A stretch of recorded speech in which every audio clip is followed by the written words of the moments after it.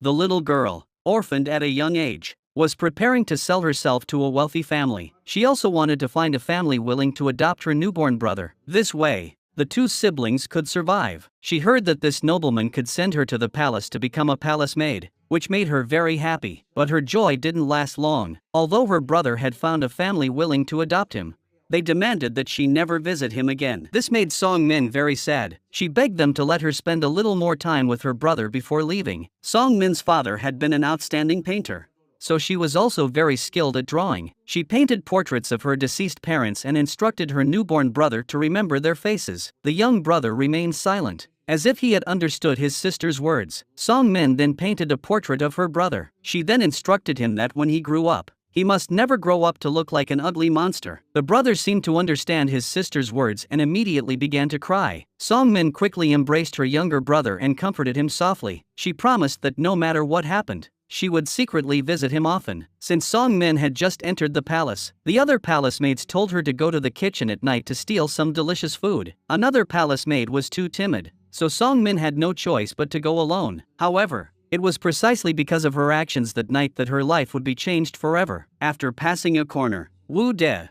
dressed as a young eunuch, pulled her behind a pillar and hid her. The queen happened to be passing by at that moment. If the queen discovered them, they would both be severely punished. To avoid being discovered, Wu De took Song Min to a safe place. He then began to question her about why she wasn't in her room sleeping late at night and had sneaked out. However, before Song Min could answer, a hand grabbed her leg, causing her to scream in fear. Fortunately, Wu De quickly covered her mouth. It turned out that there was another eunuch hiding below the house. Both of them were startled by the sudden appearance of De Shou. However, the scream Song Min had just let out had also caught the attention of the patrolling guards. To avoid being discovered, Wu De had no choice but to hide the two of them again. Once the searching guards had left, Wu De immediately began to severely scold the two of them. He ordered them to kneel down and admit that they had nearly ruined his carefully planned scheme. The two newcomers obediently knelt on the ground and listened to Wu De's reprimand. Song Min was the first to react. "Who are you? How dare you make us kneel on the ground and speak to you?"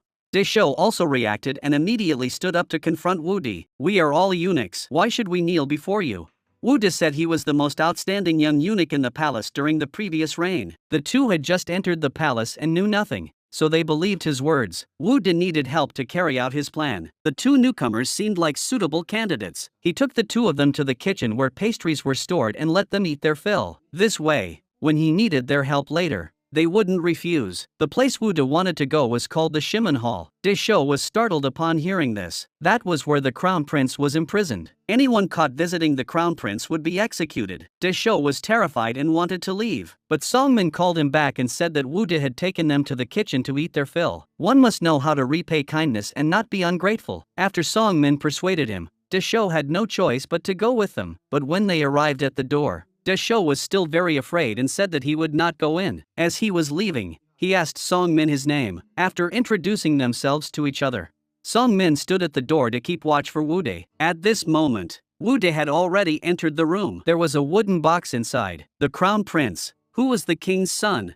was locked inside. It had been 6 days and 6 nights since he had been locked up. The crown prince had not eaten a single grain of rice or drunk a single drop of water. He was on the brink of death. The king had locked him up because he had recently had a terrifying dream. In the dream, he was inspecting his troops. Suddenly, several soldiers turned their guns on the king and fired. Fortunately, the eunuchs nearby used their bodies to protect the king. However, while fleeing, the king encountered soldiers blocking his path. To his horror, the soldiers blocking him were his own sons. The king could not understand why the crown prince would do such a thing. Although it was only a dream, the king began to suspect the crown prince. Fearing that the crown prince might rebel, he ordered that the crown prince be locked in a sealed wooden box. No food or drink was to be allowed inside. Several eunuchs loyal to the crown prince sneaked in under the cover of night. They used small knives to saw a small hole in the wooden box, intending to send some food to the crown prince, but they were discovered. The king had issued a strict order forbidding anyone from seeing the crown prince. Therefore, these eunuchs were killed on the spot by the soldiers who arrived. Wu De did not want his father to suffer here, so he sneaked over. He also brought some food for his father. The crown prince told his son not to be sad and not to blame the king. He instructed his son to go to his own chambers and retrieve a portrait to give to the king. The king would understand his loyalty upon seeing it. As De Shou was about to leave,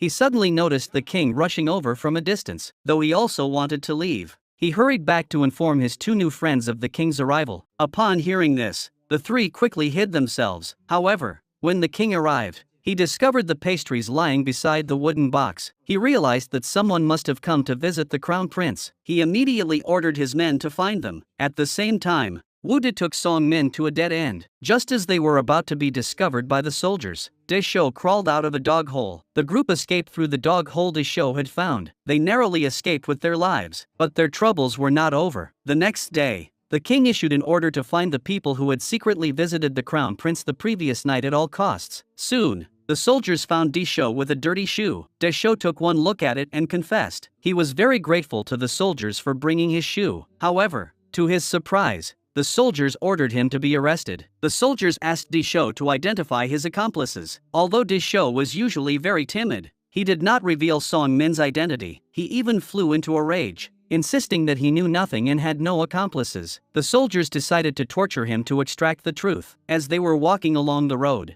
they were spotted by Wu De, who happened to be passing by. Seeing that De Shou was in trouble, he immediately went to find Song Min to find out what had happened. However, Song Min was being bullied by several older palace maids at that moment. They believed that Song Min had secretly entered the kitchen the previous night, which had led to them being implicated as well. Therefore, they planned to teach Song Min a lesson. They held down Song Min's arms and tied a white cloth over her mouth. Just then, a voice rang out. Upon seeing the speaker, the palace maids were immediately terrified. Wu De ordered them to let Song Min go immediately. He then instructed the lady-in-waiting to severely punish the palace maids who had bullied Song Min. Only then did Song Min realize that the person who had befriended her last night was the royal grandson. That day, Wu De found the painting his father had asked him to find. He wanted to give it to the king. However, the king had already left the palace and would not return for at least 3 or 4 days. His father, who was locked in a wooden box, could die at any moment. If he waited for the king to return, his father would surely starve to death. But if he left the palace to search for the king, he did not know the way outside the palace. So, after finding out the king's whereabouts, he went to find Song Min. He hoped that Song Min could help him draw a map of the king's route. He said that as long as he handed the painting to the king, his father would be saved. However, after Song Min finished the painting, Wu De not only didn't recognize the roads on it, but also didn't recognize the landmarks along the roads. Song Min realized that these things were indeed too difficult for Wu De, who had never left the palace before, so she decided to take Wu De with her to find the king. Soon after, Wu De followed the crown prince's entourage out of the palace. Halfway there, Wu De secretly slipped away under the pretext of going to the bathroom. When he arrived on the street, he met Song Min, who had been waiting for him there. Although he had escaped,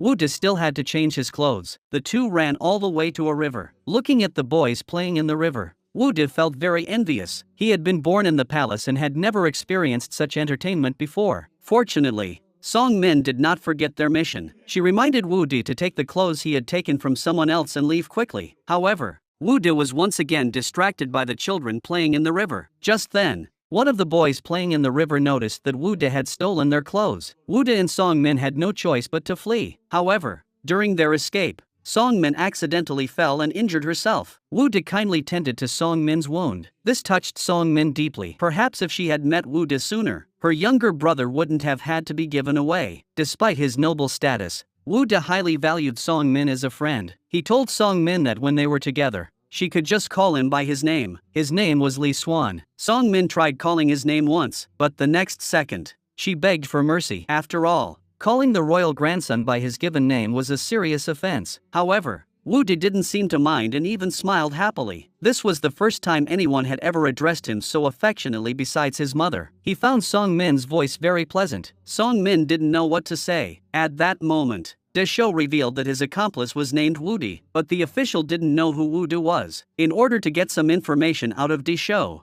the official specially invited De Shou to eat some sha chima. De Shou immediately shut his mouth. The official hurriedly explained that they wouldn't arrest Wu De. After learning that Wu De was safe, De Shou explained the situation. He said that Wu De was a eunuch serving the royal grandson. This startled the officials. They knew everyone around the royal grandson, but they had never heard of anyone named Wu De. so they took out a portrait of the royal grandson and asked Deschaux if this was the person. Deschaux immediately recognized the person in the portrait as his friend Wude. The officials suddenly understood. It seemed that the royal grandson had gone to visit the crown prince. Deschaux hurriedly begged the official not to arrest Wude. The official was loyal to the crown prince and would never harm the royal grandson. However, if Deschaux revealed this matter to others, it would be troublesome. In order to keep this secret hidden forever, the official ordered an assassin to secretly dispose of Deschaux. At the same time, Li Xuan and Song Min hid in a carriage and prepared to go find the king. However, the carriage encountered a military search while leaving the city. Since the carriage was loaded with privately brewed alcohol,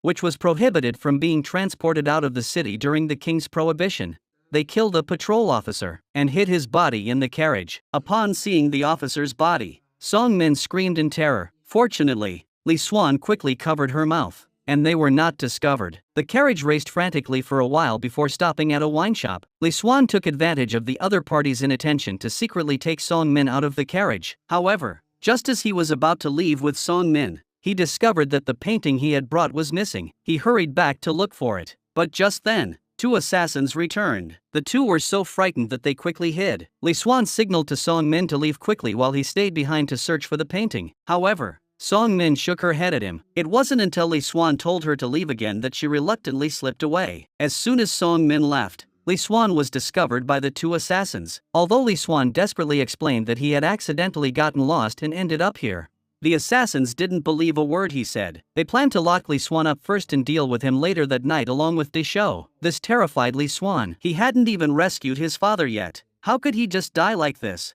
He desperately pounded on the door but got no response. Thinking of his father still locked in the wooden box under the scorching sun, Li Xuan felt even more distressed. However, at that moment, he suddenly heard a snoring sound. He rushed over to investigate and discovered Deschaux sleeping soundly there. Enraged, Deschaux punched Li Xuan in the face. Before Li Xuan could explain, Deschaux struck again. Seeing that Li Xuan was bleeding from his nose, Deschaux showed no signs of stopping. Only after venting his anger did he finally stop. Although he was beaten until he bled from his nose, Li Xuan did not pursue the matter. He told Deschaux that they would soon be executed and that they had to find a way to escape quickly. However, Deschaux did not believe him. Even if they were executed, they would not kill him. After all, the official who had sent him here had been very kind to him. Just then, the door opened. Two assassins walked in and saw the two children sitting on the ground. The assassins discussed that they should get rid of them quickly to avoid any complications. Saying that, the two went to prepare the tools they would need. It was only then that Deschaux believed Li Xuan's words, but now it was too late. The two children were terrified. Before long,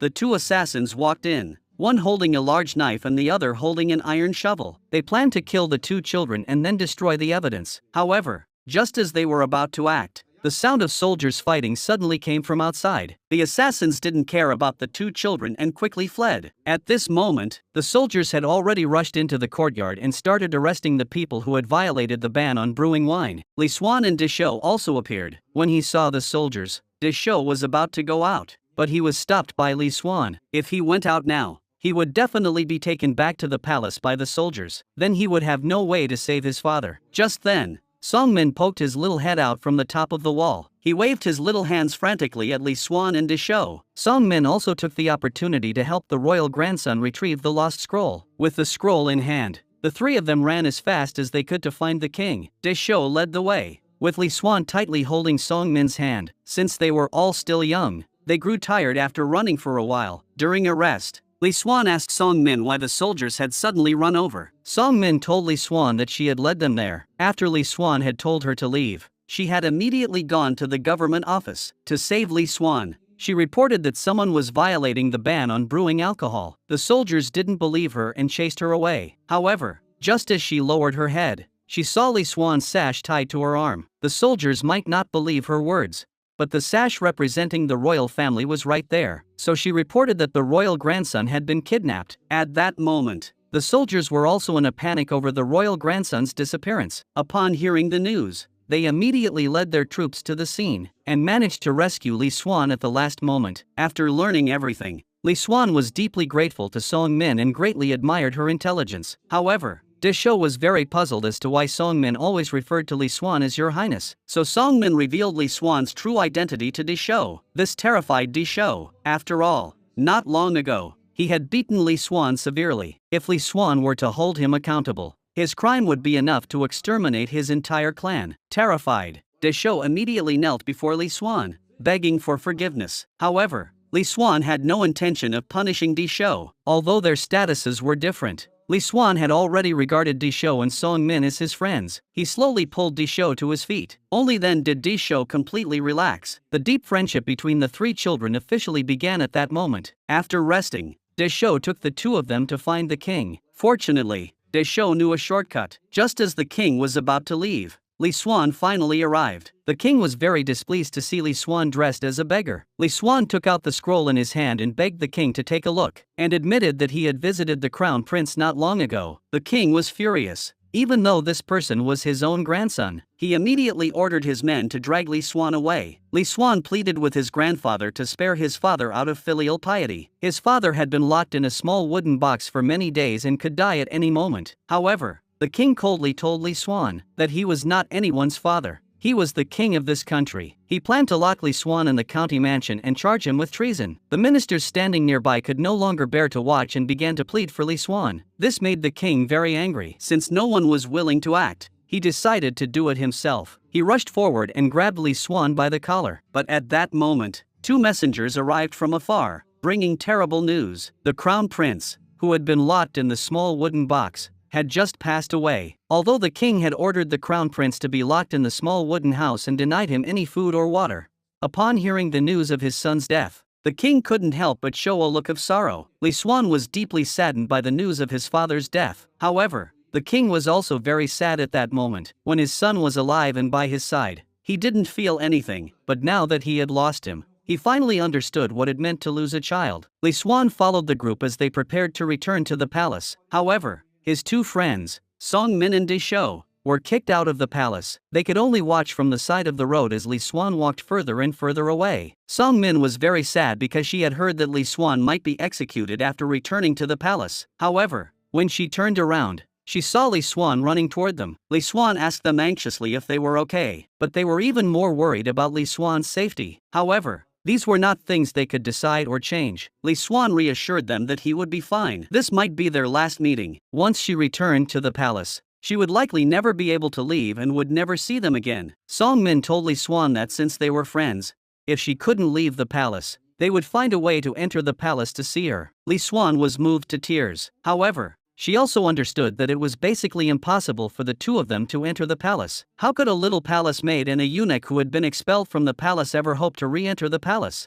Li Xuan was already satisfied with this newfound friendship. He held out his little finger to the two of them. He wanted to make a promise with his friends once more. Last time, the three of them had made a promise to keep a secret. This time, they promised to survive safely. He would wait for his two friends to come find him in the palace. This made Song Min and Deschaux very moved. Li Xuan, who was of such high status, was willing to be lifelong friends with them, who were commoners. After making their promise, they would also face separation. Li Xuan returned and knelt before his grandfather. However, the king mocked him, saying, "The beggar's clothes you wore before seem more suitable for you." The memorials before him were all requests to abolish Li Xuan. He asked Li Xuan what he thought of these memorials. Li Xuan sincerely stated that he wanted to live. Only by living could he fulfill his filial duty. Only by living could he be loyal to the country. Only by living could he fulfill the friendship between friends. However, the king told him, "Whether you live or die is your own business and has nothing to do with me. If you are unable to become a royal grandson,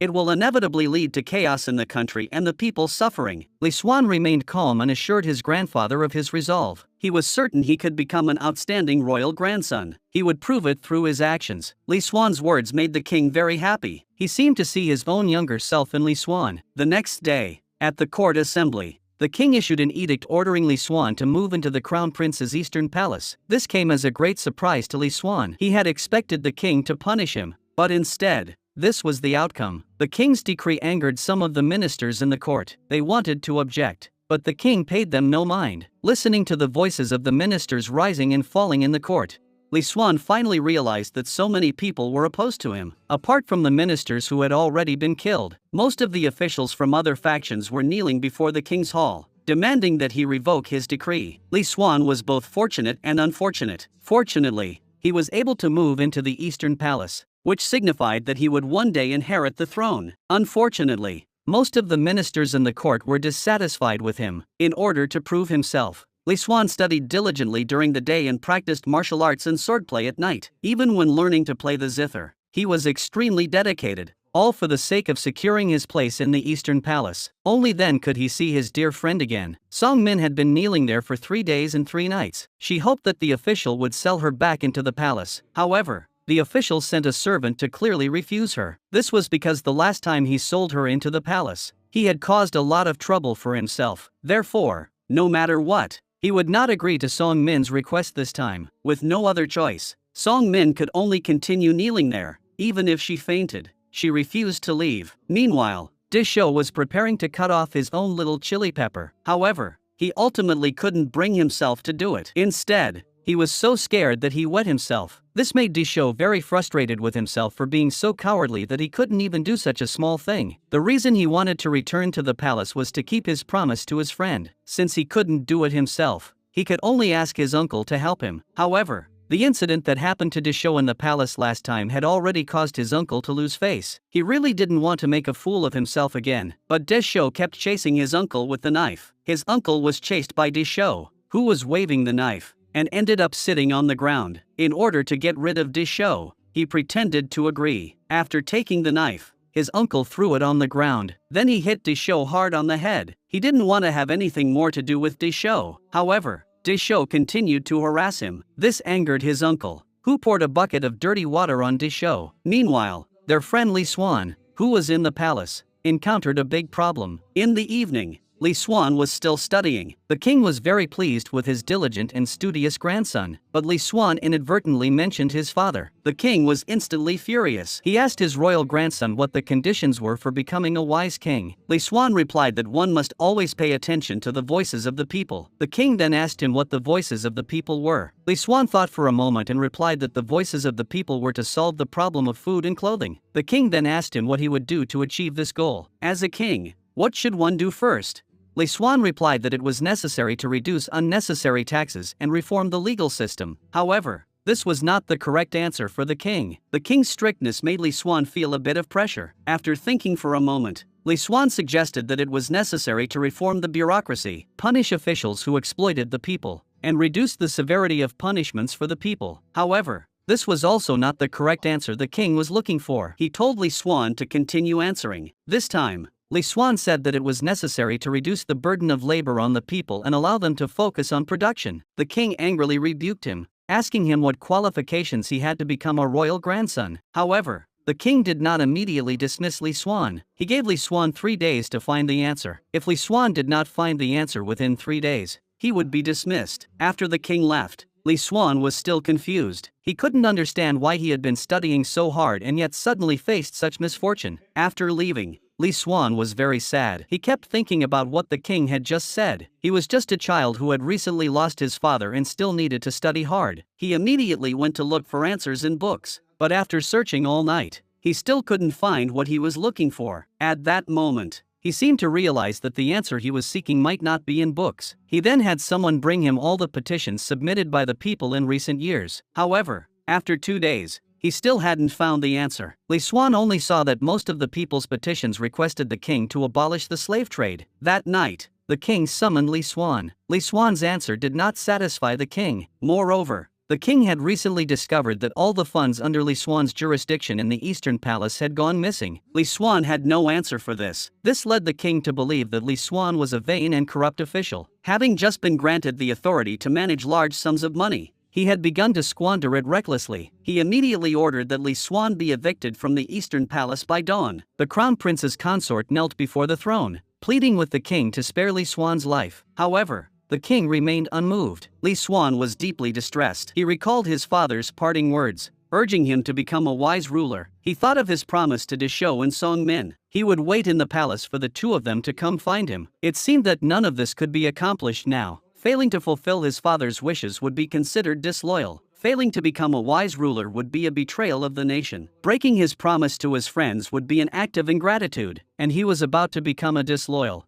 unfilial, unrighteous, and unprincipled person. Just as Li Xuan was about to get into the carriage and leave, a eunuch rushed over. He told Li Xuan to go to the Ministry of Justice immediately. This made Li Xuan's heart skip a beat. Could it be that the king had found out about his embezzlement of the Eastern Palace's funds? As it turned out, the Ministry of Justice had traced the flow of funds from the Eastern Palace. With no other choice, Li Xuan had no option but to confess to the king. He had used the money to buy some slave children. These children were all from poor families. Because their families were impoverished, they had been captured by slave traders under various pretexts and were about to be sold to other countries. To save these children, he had no choice but to use the funds from the Eastern Palace. Although he knew this was inappropriate, it was the only option available. He pleaded with the king for forgiveness, saying he would accept any punishment, but begged him to spare the innocent children. This shocked the king. How could such a thing happen within the borders of Joseon? Why had he not been informed? He ordered his ministers to immediately apprehend the slave traders. However, the king did not punish Li Xuan. Instead, he had him brought back to the Eastern Palace. This puzzled Li Xuan. Hadn't they just said they were going to expel him from the palace? The king told him that what he had just done was the way of a ruler. Water can carry a boat, but it can also overturn it. Only by gaining the support of the people can one sit securely on the throne. It was clear that the king was very pleased with his grandson. Although Li Xuan's crisis was over, his troubles were not yet over. The next day, the royal family's children were tested. Those being tested were randomly given a bamboo stick. They had to recite the content written on the stick. Li Xuan drew the Book of Zhou, which made him a little nervous. His teacher had told him that the test would not cover the Book of Zhou. Therefore, Li Xuan had not been taught this knowledge. It was obvious that someone was deliberately targeting Li Xuan. The king asked Li Xuan if he could recite it. Li Xuan had no choice but to stammer out a few sentences. His performance greatly displeased the king. He immediately began asking the other children if they could recite it. At this point, an older child stepped forward and recited it fluently, even explaining the specific meanings. The king's gaze toward Li Xuan grew even more displeased. The two were roughly the same age. Why could everyone else do it but Li Xuan? However, the king did not blame Li Xuan too much. He just told him to study hard. After hearing the king's words, Li Xuan didn't know what to say. After the king left, a eunuch immediately ran over. He said that while repairing the East Palace where Li Xuan lived, they had unearthed a large number of swords and guns. This shocked the king, who immediately turned to look at Li Xuan. Li Xuan was equally shocked and had no idea what was going on. The king immediately summoned his ministers to discuss the matter. Minister Lu said that he had heard years ago that the crown prince had plotted a rebellion and hidden a large number of weapons. He believed that these were the weapons the crown prince's rebels had hidden, intending to rebel again. The other ministers also began to agree and urged the king to investigate the matter thoroughly. The king then personally went to the site to investigate. He asked Li Xuan what was going on. However, Li Xuan had only moved into the East Palace a few days earlier and had no way of knowing about this. Nevertheless, the king was convinced that these weapons were left behind by the crown prince for his rebellion. He immediately ordered the arrest of everyone in the East Palace except for the royal grandson. He hoped to extract some clues from their confessions. As for Li Xuan, although he was not arrested, his situation was equally dire. If it was proven that the weapons had indeed been hidden by the crown prince, the king would not hesitate to depose Li Xuan as well. Li Xuan's maternal grandfather rushed to the palace and found him. He told Li Xuan that this was clearly a frame-up. However, the king had already believed the story. He told Li Xuan to shift all the blame onto the late crown prince. Only then could Li Xuan save his life. Otherwise, he would be executed. Li Xuan couldn't bear to frame his deceased father. So when the king summoned him, he told the king that he really didn't know anything about the items found in the East Palace. He and his father had never harbored any thoughts of rebellion. Seeing Li Xuan's sincerity, the king couldn't help but feel a hint of suspicion. He immediately summoned eunuch Wu, who was by his side, and gave him 3 days to secretly investigate the matter. After receiving the king's secret order, eunuch Wu immediately arranged for his men to investigate the people who had made the weapons. This matter must not be discovered by anyone. Even if it was discovered, no information could be revealed. This puzzled eunuch Min, who didn't know martial arts and wondered why he was being involved. Eunuch Wu told him that there was a very important task for him to do. The next day, eunuch Min approached some street thugs and asked them for a firearm. Eunuch Wu had told him that the firearm found in the Eastern Palace must have been smuggled out through secret channels. The only way to trace it was through this method. Eunuch Min's sudden request for a fire gun startled the thugs. Fortunately, eunuch Min was familiar with this area from his previous activities. The thugs told him to try asking Zheng Hua, as he might have some useful information. Eunuch Min disguised himself as a gambler and joined Zheng Hua's gambling group. This angered one of the gamblers, who began to insult him. Eunuch Min immediately got into a fight with the gambler and started a brawl in the casino. At that moment, the casino owner rushed in, saying that the soldiers were coming, and everyone fled in panic. Eunuch Min even returned the money he had won from Zheng Hua. Zheng Hua was a clever man and knew that Eunuch Min must want him to do something for him. Eunuch Min was very direct and asked Zheng Hua to help him obtain a firearm. He said he intended to shoot the man he had just fought with. Eunuch Min returned and celebrated the success of the plan with his nephew. This plan involved not only him but also Deshou. The soldiers had come to investigate because Deshou had reported them. The next day,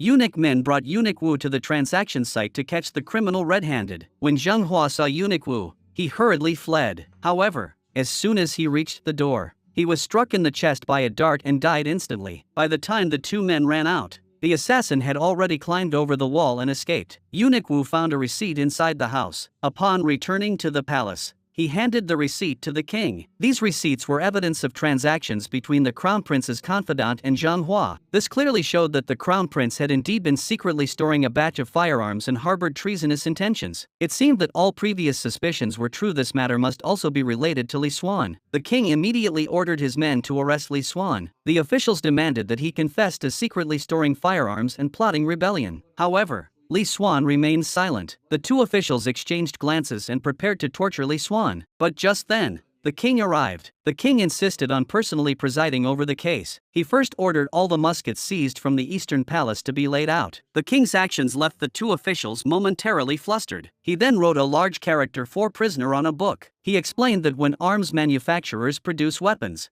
they engrave corresponding marks and production dates on them. He instructed the head of the Imperial Guard to inspect the marks on the muskets. The official was taken aback, but out of respect for the king's orders, he picked up a musket and began to inspect it. When he saw the markings on the musket, he was startled. Facing the king's questioning, the official trembled and could not speak. Seeing this, the king immediately snatched the musket from his hands. Clearly visible on the musket were the markings indicating prisoner and the production date. The crown prince had died in May, yet this batch of muskets was manufactured in June. At that time, Li Xuan had not yet moved into the Eastern Palace. This was sufficient proof that neither the crown prince nor the royal grandson had any connection to this matter. Someone saw that Li Xuan had no backing within the palace and sought to frame him. The king then ordered that the true smugglers of the muskets be brought forward. This person was the same official who had sold Song Min into the palace. The reason they were able to catch him and clear Li Xuan's name was because Song Min had played a significant role in the process. When news of Li Xuan's imprisonment in the Righteous Punishment Bureau spread outside the palace,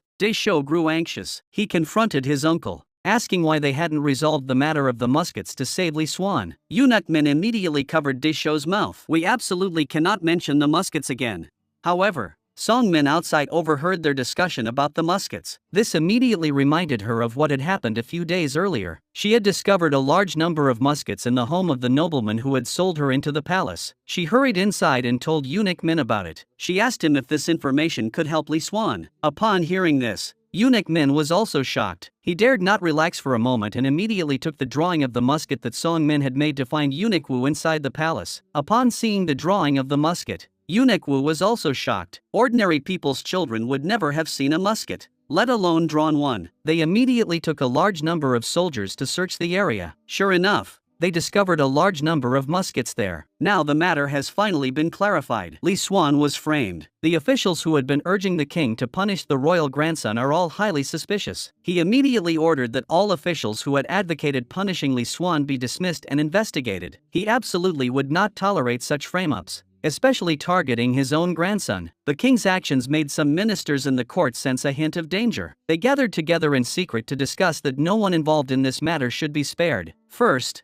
the person involved in smuggling the muskets suddenly died from poisoning. Next, it was Eunuch Min, Deshou, and Song Min. At that moment, Song Min had just finished washing his clothes and was hanging them out to dry. The black-clad assassins also sneaked up quietly at that time. However, Song Min did not notice the danger approaching step by step. At the same time, Li Xuan learned from Eunuch Wu that it was Song Min and Deshou who had saved him. Li Xuan was deeply grateful that his two friends had not forgotten him. He asked Eunuch Wu to take him outside the palace to see his two friends. Eunuch Min felt someone was following them while they were at the market. Fortunately, he managed to escape with Deshou in time and avoided being poisoned. After returning, He also rescued Song Min. The group fled desperately toward the mountains. Several black-clad assassins pursued them closely. Eunuch Min knew these assassins would never let them go. For the safety of the two children, he had no choice but to flee the area first. The group boarded a large ship departing from the capital. As they watched the city fade into the distance, they couldn't help but feel a pang of sadness. They hadn't even said goodbye to Li Xuan,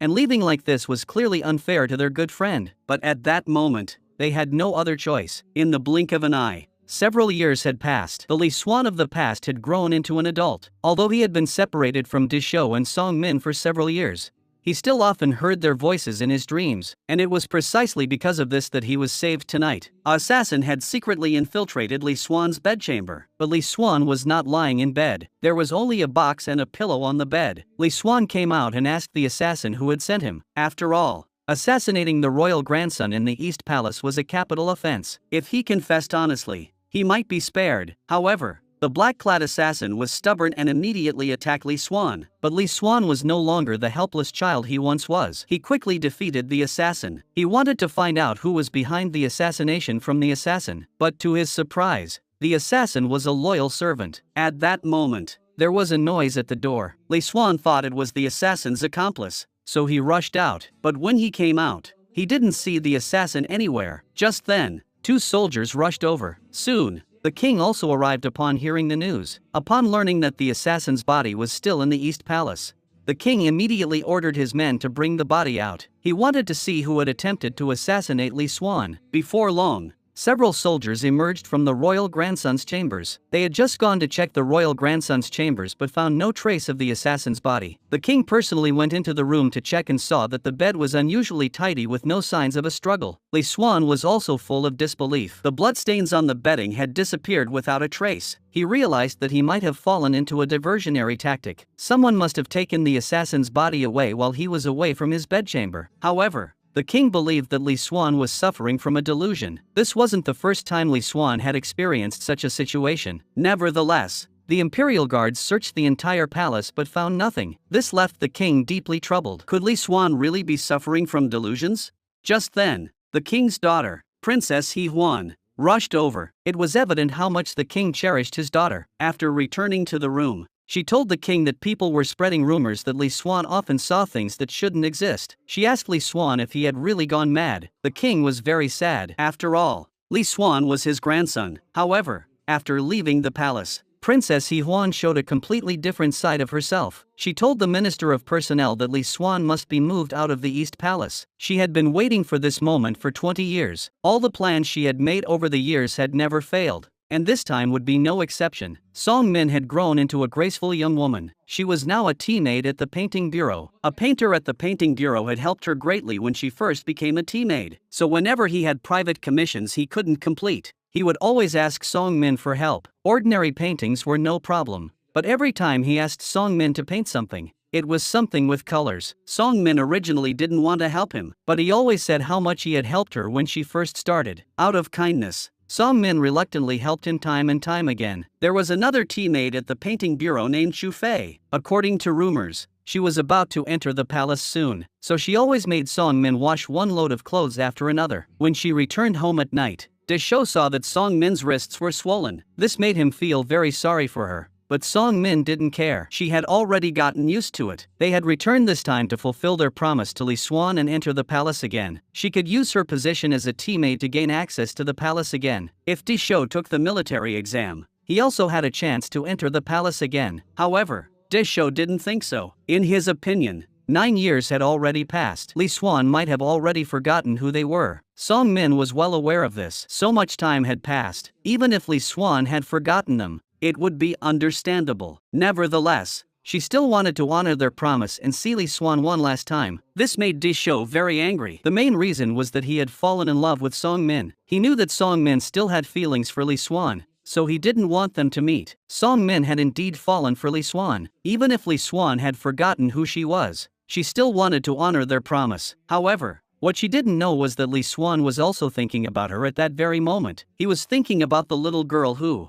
besides her parents, was the first person to call him by his name in such a beautiful voice. The next day, Song Min was bullied by Chu Fei again. However, This time it was even worse. Chu Fei made her wash the clothes of the other two teammates as well. She also said that the well water at the painting bureau wasn't clean enough to wash clothes with. Therefore, she had to go to a small river far away from the painting bureau to wash them. Although Chu Fei was deliberately bullying her, Song Min endured it. She could only wash bucket after bucket of clothes by the river. Feeling wronged, He Zhu, another teammate who got along well with Song Min, found her. She claimed that the royal grandson, who had never been to the painting bureau before, had suddenly come over. He Zhu's words made Song Min pause for a moment. It had been 9 whole years since she had last seen the royal grandson. Now that he had come here on his own, she absolutely wouldn't miss this opportunity. However, she was still a considerable distance away from the painting bureau. She hurried back, determined to return before Li Xuan left. Li Xuan had also come to the painting bureau with a purpose. However, when she finally arrived,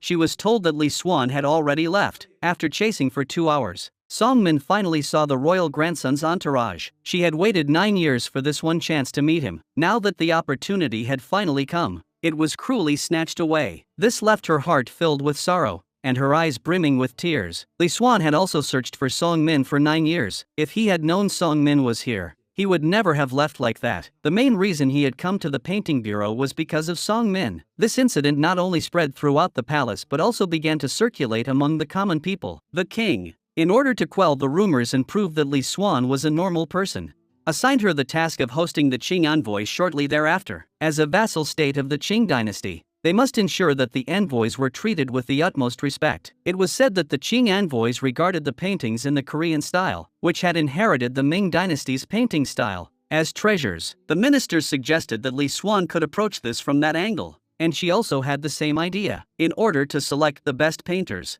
they gathered a group of beautiful women to dance gracefully in the courtyard. The painters had only 2 minutes to capture the dancing poses of the women. Even the pigeons that had just been released had to be painted in detail. However, while the competition was underway, Eunuch Wu suddenly found Li Xuan. He had discovered that the poison used by the assassin was realgar. Realgar was used as a paint pigment in their region. Using a small amount was harmless. However, if the quantity exceeded a certain threshold, it could be fatal. This substance was not sold elsewhere and was only used by the painting bureau in the capital. Now, all they needed to do was send someone to secretly infiltrate the painting bureau's warehouse to uncover the truth. However, the painting bureau was heavily guarded because it stored many confidential paintings. Sneaking in secretly is clearly impossible. The best option is for Li Xuan to go there personally. So, the next day, Li Xuan arrived at the painting bureau with his men. Upon learning of Li Xuan's arrival, the officials of the painting bureau immediately came out to greet him. Eunuch Wu also used Li Xuan's name to dismiss the guards stationed at the warehouse. Once the guards had left, Eunuch Wu's men quietly arrived. Li Xuan wanted to test the abilities of the artists at the painting bureau. Before leaving,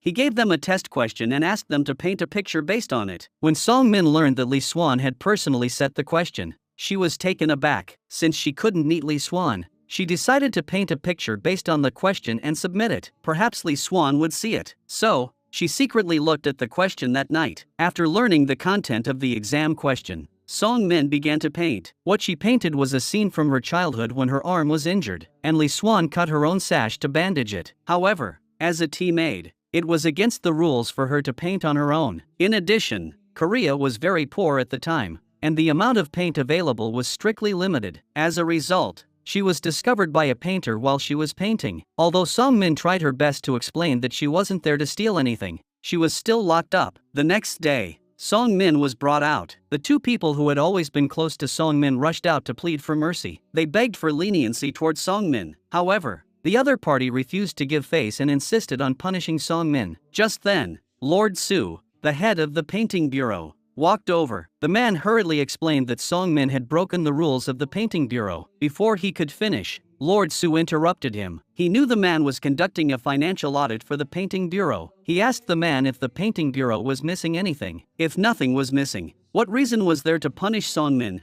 Lord Su's words left him speechless. The adult standing nearby said that it was his decision, so he hoped Lord Su would not interfere. However, Lord Su refused to give him any face. This was his territory, and no one could punish anyone from the painting bureau without his permission. However, the other party insisted that Song Min had broken the rules of the painting bureau. As a teammate, how could she dare to paint?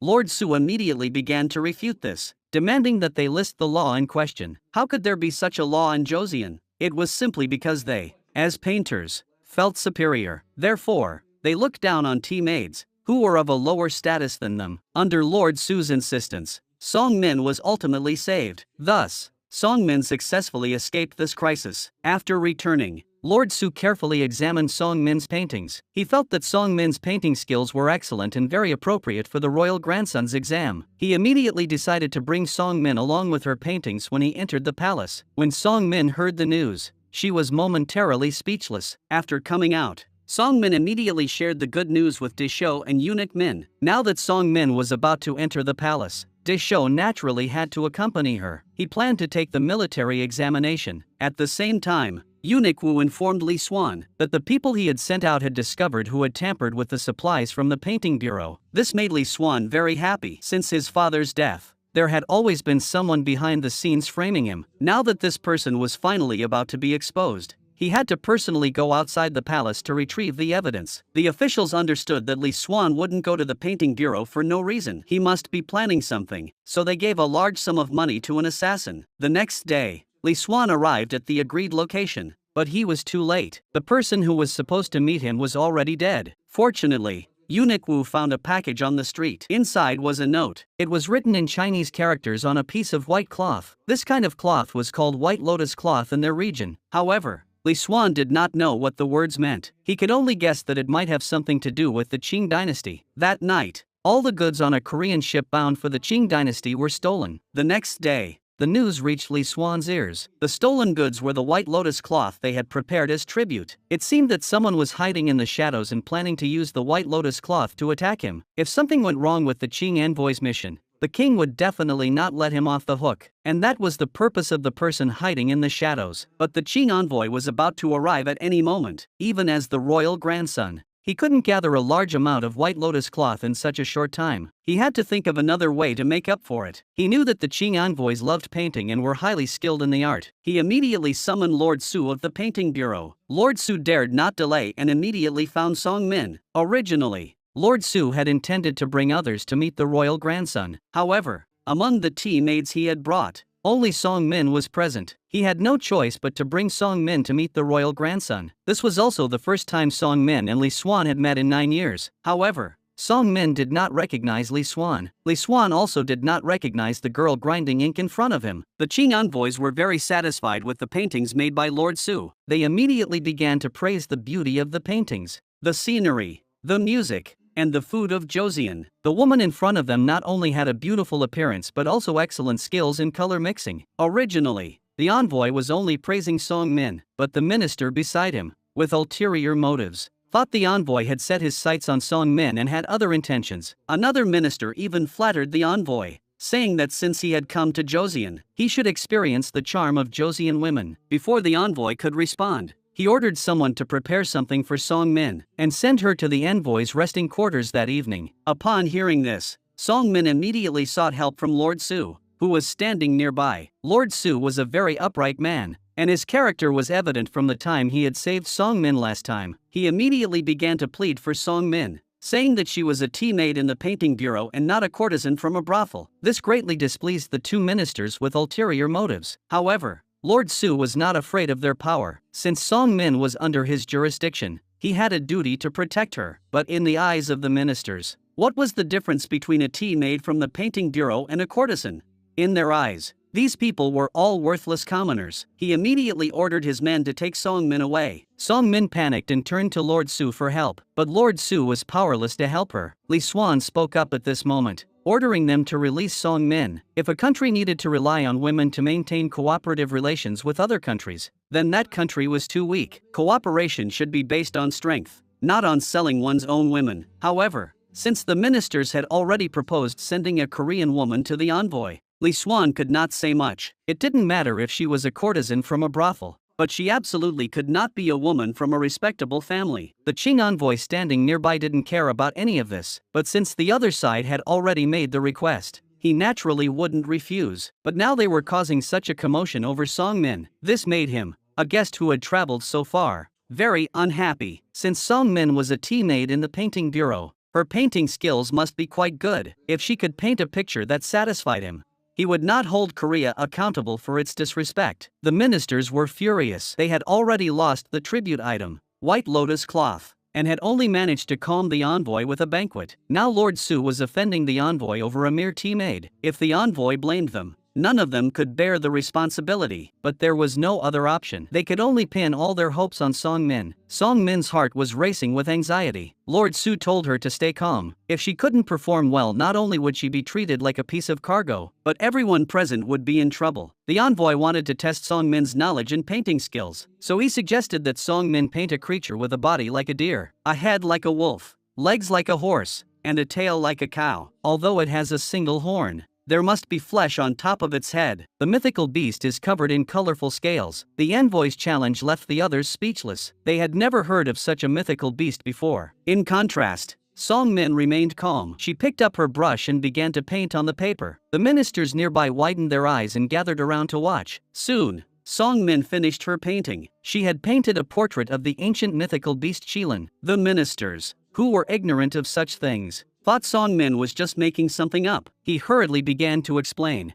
but the envoy interrupted him. He was very curious to know if Song Min knew what she had painted. Song Min replied that it was Qilin. The ministers were taken aback. They had never heard of such a creature before. Li Xuan hurriedly began to educate them, saying that the Qilin was a mythical beast obtained by Zhang He during his voyages to the western seas during the Ming dynasty. However, for a long time, the Qilin had been a legendary mythical beast and was extremely rare. They had not plagiarized this time. They had actually acknowledged that Zhang He, who had sailed to the western seas, was from the Ming dynasty. As for Song Min, she shared all the knowledge she had about the Qilin. The envoys were astonished that a lowly tea maid knew something recorded in history books. However, these things could be learned by reading books. But how did she know the appearance of the Qilin? Song Min hurriedly explained that her father had once been a painter. When he was young, he had traveled to China and met a very good teacher. The teacher had taught her father how to paint Qilin. She had seen her father painting them. Song Min's answer made the envoy very happy. Li Xuan also nodded to Song Min repeatedly. Thanks to Song Min, this crisis was averted. After the banquet, the minister apologized to the envoy. He thought that what had just happened had upset the envoy. However, the truth was quite the opposite. The envoy was very satisfied with today's events. However, the minister, driven by his servile mentality, misinterpreted the envoy's intentions. He kept blaming Li Xuan for making the envoy angry. He said that a lowly commoner had ruined the nation's important affairs. The minister's words were overheard by Song Min on the balcony, which made her feel very sad. If she were to put Li Xuan in a difficult situation because of her, that was something she absolutely did not want to see. Facing the minister who kept nagging, Li Xuan ignored him. As he was about to leave, Li Xuan accidentally glanced up at the attic. The two of them locked eyes for a moment. Song Min, perhaps out of shyness or feeling guilty toward Li Xuan, lowered her head. After returning, Song Min told Disho about the lost tribute item, the White Lotus cloth. Because of this, Li Xuan might be in trouble. Disho was panicked after hearing this. He knew that he had also participated in stealing the tribute. At the time, he didn't know that they were stealing tribute, but now he wouldn't dare to say anything. The king soon learned about the loss of the tribute. He assigned a minister named Zheng Qian to help his grandson. Zheng Qian was the adopted son of Princess He Huan. He was also the child who had answered Li Xuan's question when Li Xuan had drawn lots and couldn't answer. Now the king had transferred him to help Li Xuan. This showed how much hope the king had placed in Li Xuan. Zheng Qian told the king that if there was no white lotus cloth, they could use ginseng, a local specialty, as a substitute. However, if they wanted to replace the tribute, they would have to double the quantity. After Zhang Qian returned, Princess He Huan began to scold him for betraying her and helping the enemy. Facing Princess He Huan's scolding, Zhang Qian showed no signs of dissatisfaction. He told Princess He Huan that no matter what, gaining the king's trust was the most important thing. Moreover, they couldn't risk putting Josian in danger just to bring Li Xuan down. Soon, soldiers rushed into the streets to seize merchants' goods. The merchants desperately tried to stop them, but it was all in vain. The marketplace soon descended into chaos. The leading officials claimed that the court would compensate the merchants for their goods. The merchants weren't fools. The compensation offered by the court wasn't even 1% of the value of their goods. This was clearly an attempt to cut off their livelihood. If their goods were taken away, they wouldn't even have enough to feed their families and would be left to starve to death. However, the officials didn't care about this. With no other choice, the merchants collectively protested against the court's violent confiscation. Although their status was lowly, they were not lambs to be led to slaughter. A large number of merchants knelt outside the palace to protest the court's actions. What did Li Xuan's lost tribute have to do with them? Why should they, the common people living at the bottom of society, bear the consequences?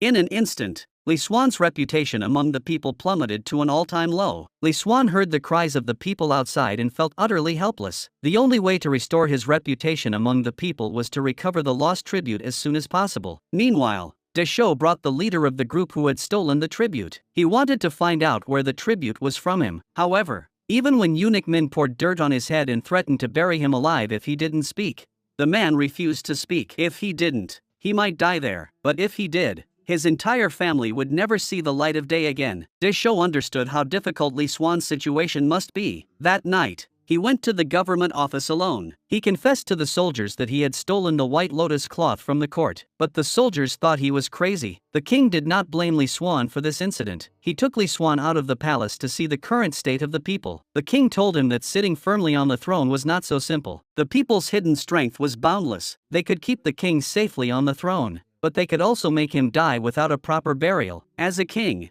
there was still much to learn. The next day, eunuch Min was preparing to deliver the goods. Before leaving, he couldn't help but start complaining. Why were white lotus root cloths requested instead of yellow lotus root cloths? After all, yellow lotus root cloths were no inferior in quality to white ones. Moreover, yellow lotus root cloths were not only cheaper but also more abundant in the market. Eunuch Min's words immediately reminded Song Min. She hurried to the warehouse and found the dyes used for dyeing. She then reported the matter to Lord Su. Afterward, Lord Su immediately brought the dye in yellow lotus cloth to Li Xuan. Upon seeing these items, Li Xuan immediately realized they intended to dye the yellow lotus cloth white. With no other options available, Li Xuan had no choice but to agree to try it. With Li Xuan's approval, they immediately got to work. As it turned out, the method was feasible. Before long, they had produced a large quantity of white lotus cloth. When the king heard about it, he was very pleased that Li Xuan had solved the problem so perfectly. This fully demonstrated that Li Xuan already had the ability to handle government affairs on his own. The next day, Li Xuan went to the market. Seeing the market restored to its former vitality, he was very happy. All of this was thanks to Lord Su. If it weren't for him discovering the dyeing method, he wouldn't have been able to handle the matter properly. So he went to the painting bureau again to reward Lord Su. However, Lord Su told him that it was not his idea. It was the teammate who had painted the qilin for the envoy last time. This immediately piqued Li Xuan's interest in the teammate. Not only did she have exceptional painting skills, but she also had a clever mind. He had to meet her in person. While waiting inside, Lord Su also handed Li Xuan a painting that Song Min had done earlier. But when Li Xuan saw the painting, his expression changed instantly. He immediately asked Lord Su if the painter was the same teammate. Li Xuan stood up and asked Lord Su where Song Min was. He couldn't believe that the person he had been searching for 9 years was right beside him, and he hadn't recognized her. Li Xuan immediately ordered Lord Su to bring Song Min over. However, Song Min was not at the painting bureau at that moment. From other teammates, they learned that Song Min was taking the day off and had not come to the painting bureau. Fortunately, He knew Song Min's home address. Li Xuan immediately relayed this information to Eunuch Wu and instructed him to go and bring Song Min into the palace immediately. Upon hearing the news about Song Min, Eunuch Wu was also very pleased. After all, Song Min had helped Li Xuan a lot when she was young. Unfortunately, when he had brought Li Xuan to see her, she had already left. However, when Eunuch Wu arrived at Song Min's house, there was no one there. With no other choice, Eunuch Wu had to return to the palace and report the news to Li Xuan. He said that he had inquired and found out that Song Min was living with two men. One man was older, and the other was about the same age as Song Min. According to the neighbors, these two men were likely Eunuch Min and Deschaux, who had disappeared with Song Min back then. This made Li Xuan even happier. He never expected that all three of them were safe and sound. That night, he decided to go see his childhood friend himself. At that moment, Deschaux quietly approached Li Xuan from behind with a stick. Li Xuan seemed to hear the sound behind him and dodged just in time as Deschaux attacked. He grabbed Deschaux's wrist, causing him to scream in pain. However, when Li Xuan recognized Deschaux's face, he froze in shock. Deschaux took advantage of Li Xuan's laughter and punched him hard in the face. He then jumped on top of Li Xuan and grabbed his clothes. He asked Li Xuan why he was wandering around his house in the middle of the night. Li Xuan didn't answer him, but instead smiled innocently. He then asked Deschaux if he didn't recognize him. Li Xuan then told him that his fists were still as powerful as they had been 9 years ago. At that moment, Eunuch Min arrived with Eunuch Wu. Seeing Deschaux straddling Li Xuan, They were all startled. After Eunuch Min explained the situation, Desho finally understood everything. Desho was so frightened that he immediately knelt down. He begged Li Xuan to spare his life. Li Xuan didn't say much, but grabbed Desho's hand just like he did 9 years ago. He asked Desho if he remembered what he said 9 years ago. Back then, Desho was also kneeling in front of him begging for his life. At that time, he told Desho that since they were already friends, how could he hurt a friend over such a small matter? This made Desho extremely grateful. It seemed that Li Xuan had never forgotten them. After returning to the house, the group exchanged some pleasantries and caught up on old times. Li Xuan then asked Song Min why he hadn't returned yet. However, Desho also didn't know where Song Min was. When he and Eunuch Min were eating at a soup restaurant, someone asked the owner to give them Song Min's brush. This brush was the one Song Min usually used for painting. This made them think that Song Min might be in danger. At that moment, Song Min was indeed in danger. They planned to sell Song Min to a remote place, but before leaving, the gang leader had one more important thing to do. Not long ago, Desho had buried him in the ground. He had to avenge this. He wanted to use Song Min to lure Desho over. Soon, Desho learned that Song Min had been kidnapped. In order to rescue Song Min, Desho went alone to find the kidnappers. He wanted to trade himself for Song Min. However, the kidnappers not only intended to sell Song Min but also sought revenge on Desho. They brought Desho to the center of the courtyard, where a large pit had already been dug. They pushed Desho into the pit, intending to bury him alive. Just then, the sound of soldiers could be heard in the distance. These soldiers were led by Li Xuan. Upon learning of Song Min's abduction, Li Xuan immediately rushed to the Bureau of Bandit Suppression. He ordered the Capture Thieves Bureau to immediately dispatch troops to capture the kidnappers with him. However, although Li Xuan had a very high status, he had no military authority, and even the commander of the Capture Thieves Bureau was not there. Moreover, it was nighttime, and he dared not lead troops to act alongside the royal grandson. To force the other party to send troops, Li Xuan placed his knife against his neck. In this critical moment, Li Xuan saved Desho. Upon learning from Desho that Song Min was being held in the backyard, Li Xuan rushed over immediately. However, upon arriving, he found no trace of Song Min. The only thing left behind was Song Min's painting roll. It turned out that when the soldiers arrived, the two kidnappers had already secretly transferred Song Min to another location. Now that their identities had been exposed, bringing Song Min to another place was no longer feasible. They planned to sell Song Min to a brothel nearby. The next day, at the imperial court, the ministers began to impeach Li Xuan for arbitrarily mobilizing the troops of the Bureau of Capturing Thieves. Mobilizing troops without orders was tantamount to rebellion, no matter when it happened. However, some ministers supported Li Xuan, arguing that the troops of the Bureau of Capturing Thieves were merely responsible for maintaining public order. Nevertheless, the king did not heed the ministers' opinions. He wanted to hear Li Xuan's explanation. However, Li Xuan stated that he had mobilized the Capture Thieves Bureau troops the previous night to apprehend the thieves who had stolen the White Lotus cloth not long ago. This left the ministers stunned. Li Xuan requested his grandfather to allow him to handle the matter. He vowed to investigate the White Lotus cloth incident thoroughly. The king not only agreed to grant Li Xuan full authority to handle the matter, but also handed over the authority to mobilize the Capture Thieves Bureau to Li Xuan. Song Min had already been locked up. There were other women imprisoned there as well. They had all been captured and were about to be sold into brothels. After hearing their stories, Song Min was terrified. She sat down on the ground,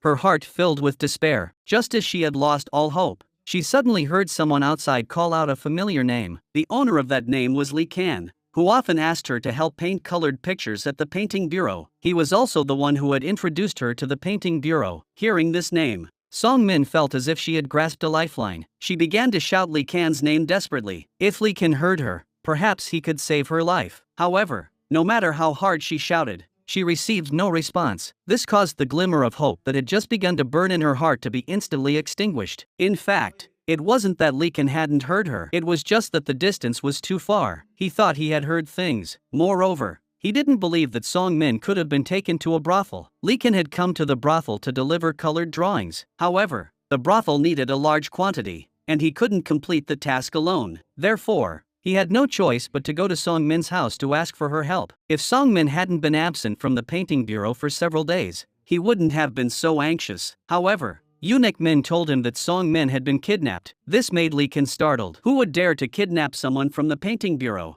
Eunuch Min told him that a group of despicable scoundrels had sold Song Min to a brothel. As for which brothel, they had no idea. This show had been searching for several days with no leads. After hearing his words, Leekin couldn't help but recall what had happened earlier that day. At the brothel, he had faintly heard what sounded like Song Min's voice. He immediately shared this clue with them. Upon receiving this information, Desho dared not relax for a moment. He rushed to the brothel's entrance and began pounding on the door with all his might. After breaking down the door, he dragged the brothel's staff out. He then rushed inside just in time to save Song Min from being beaten. Seeing the woman he loved being treated so harshly filled Desho with anger. He immediately vented his anger on them. Before long, everyone present was knocked to the ground. With Desho's help, Song Min was finally saved. Eunuch Wu also rushed over and said that Li Xuan had been looking for her. Song Min's eyes were filled with tears. She thought Li Xuan had already forgotten her. After returning home, Song Min changed her clothes and was about to return to the painting bureau. Desho advised her to rest a little longer. However, she wanted to see Li Xuan as soon as possible. Just as she was lost in thought,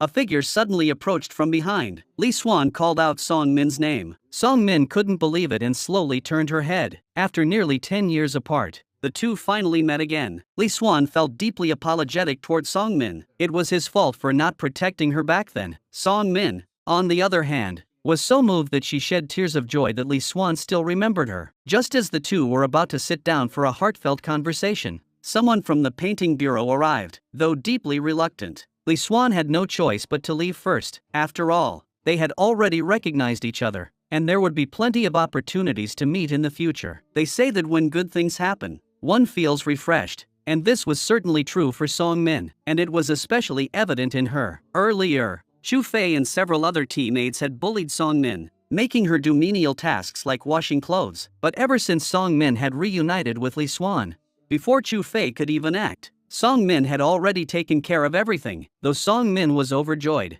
Li Xuan found herself in trouble. The next day, an imperial edict arrived ordering the escort of prisoners to a designated location. The soldiers prepared to carry out the royal grandson's orders and escort the prisoners to the specified location. However, halfway there, they were ambushed by a large group of masked men. They were ruthless, killing not only the prisoners but also the accompanying soldiers. From their skill, it was clear that this was not their first time doing this. Li Xuan soon received the news. However, he claimed that he had never issued such an order. But the soldiers insisted that they had acted on Li Xuan's orders. Li Xuan opened it and saw not only his own handwriting but also his own seal. This puzzled him greatly, and he couldn't understand what was going on. Just then, the king arrived. He wanted to interrogate the prisoners himself and find out who was behind this. How dare they steal the tribute? Their audacity was truly unbelievable. But Li Xuan told the king that someone had forged his order and taken the prisoners away. However, after examining the handwriting and seal, the king immediately recognized them as Li Xuan's. Li Xuan insisted that he had not issued such an order. His words made the king immediately realize the severity of the situation. Li Xuan hurried back to his chambers, but his seal was still there. Upon questioning those around him, he found no answers. This left Li Xuan deeply troubled. It was clear that the mastermind behind this was someone who knew him very well. The next day in court, the majority of the ministers believed that the edict had been issued by Li Xuan. Therefore, they requested that the king punish Li Xuan. However, the king had a different opinion. Li Xuan had the prisoner arrested in a grand manner. He then issued an edict to take the prisoner away. On the way, the prisoner was intercepted and killed. Li Xuan had no reason to do such a thing. It made no sense from a rational standpoint. He questioned the ministers present, asking if they really wanted to punish Li Xuan. Did they really believe that Li Xuan could never become king in the future?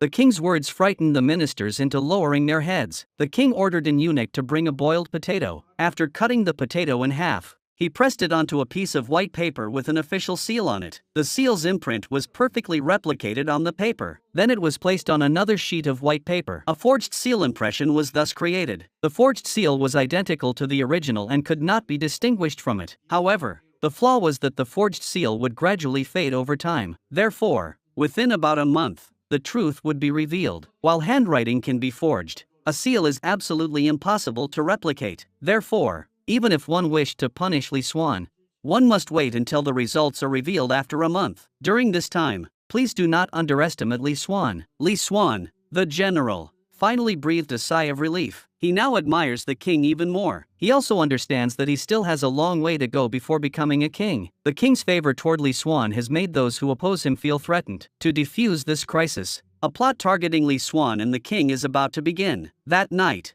several masked men laid explosives at Li Xuan's door. Two patrolling soldiers discovered the explosives on the ground. The soldiers were unable to dodge in time and were killed on the spot. Upon hearing the explosion, the soldiers from the Righteous Prohibition Bureau rushed out and drove the black-clad men away. However, the next day, someone delivered a note to the king, claiming it had been found at the scene of the incident. The king was puzzled and did not understand its meaning. At that moment, a military officer hurriedly reminded him that the words seemed to be related to the tomb of the late crown prince. Upon receiving the military officer's hint, the king immediately dispatched men to the crown prince's tomb. They found several ministers paying their respects to the crown prince. Naturally, these individuals were arrested as rebels. Even their families were not spared. Agreements supporting Li Xuan as king were also found in their homes. The king personally interrogated the ministers who had previously followed the crown prince. He accused them of attacking the palace at night with the intent to rebel, which was a capital offense. Li Xuan also began to plead with his grandfather, saying that his father had no intention of rebelling. However, he overlooked one crucial point: if the crown prince was innocent,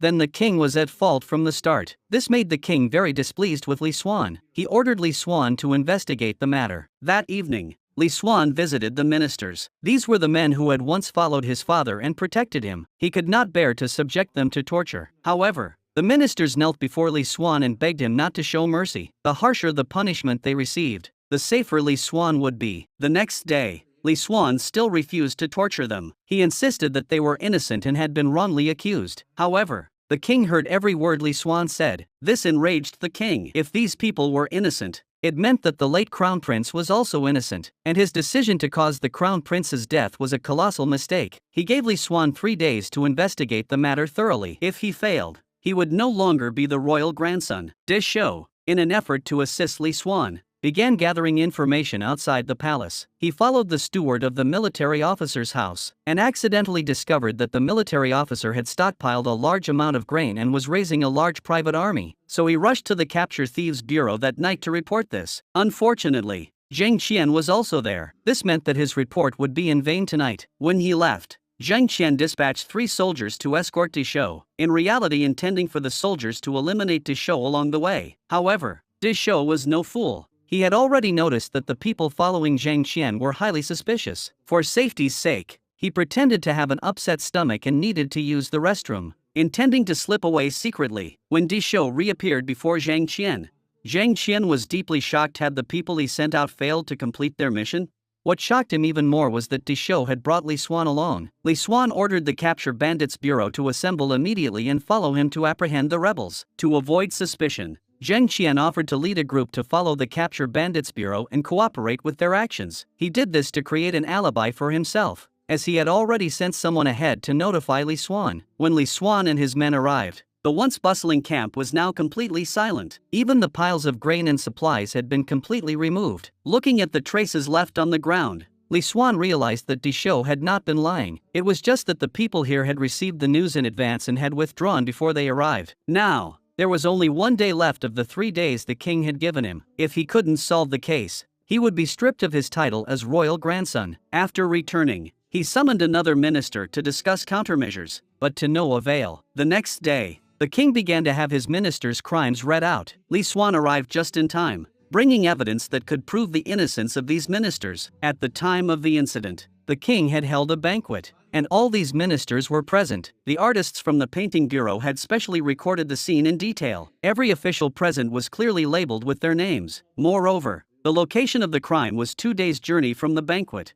so they could not possibly have participated in the rebellion. Now that the innocence of these officials has been proven, it also proves that the crown prince was wrongfully accused. Upon discovering the truth, the king seemed to have aged 10 years. Although he didn't particularly like the crown prince, he was still his son. Now that he had caused his son's unjust death, his heart was filled with grief. Li Xuan also prepared to launch a counterattack. He had the steward of the rebels' household bound and sent to the military officer. At the same time, he sent a letter to the military officer. The letter stated that he was aware of all the illegal activities the military officer had committed in the past. Upon hearing this, the military officer was greatly alarmed. He immediately went to consult Princess He Huan on a countermeasure. This left Li Xuan, who had been following the military officer, utterly baffled. After all, Princess He Huan was the king's own sister. He simply couldn't fathom why she would betray her own brother. However, Li Xuan didn't dwell on it. The most urgent matter now was to capture the military officer and his men. Soon, the Imperial Guards surrounded the secret base set up by the rebels. However, they encountered fierce resistance from the rebels' private troops. The Imperial Guards did not show any mercy and used extremely brutal methods to suppress them. In the end,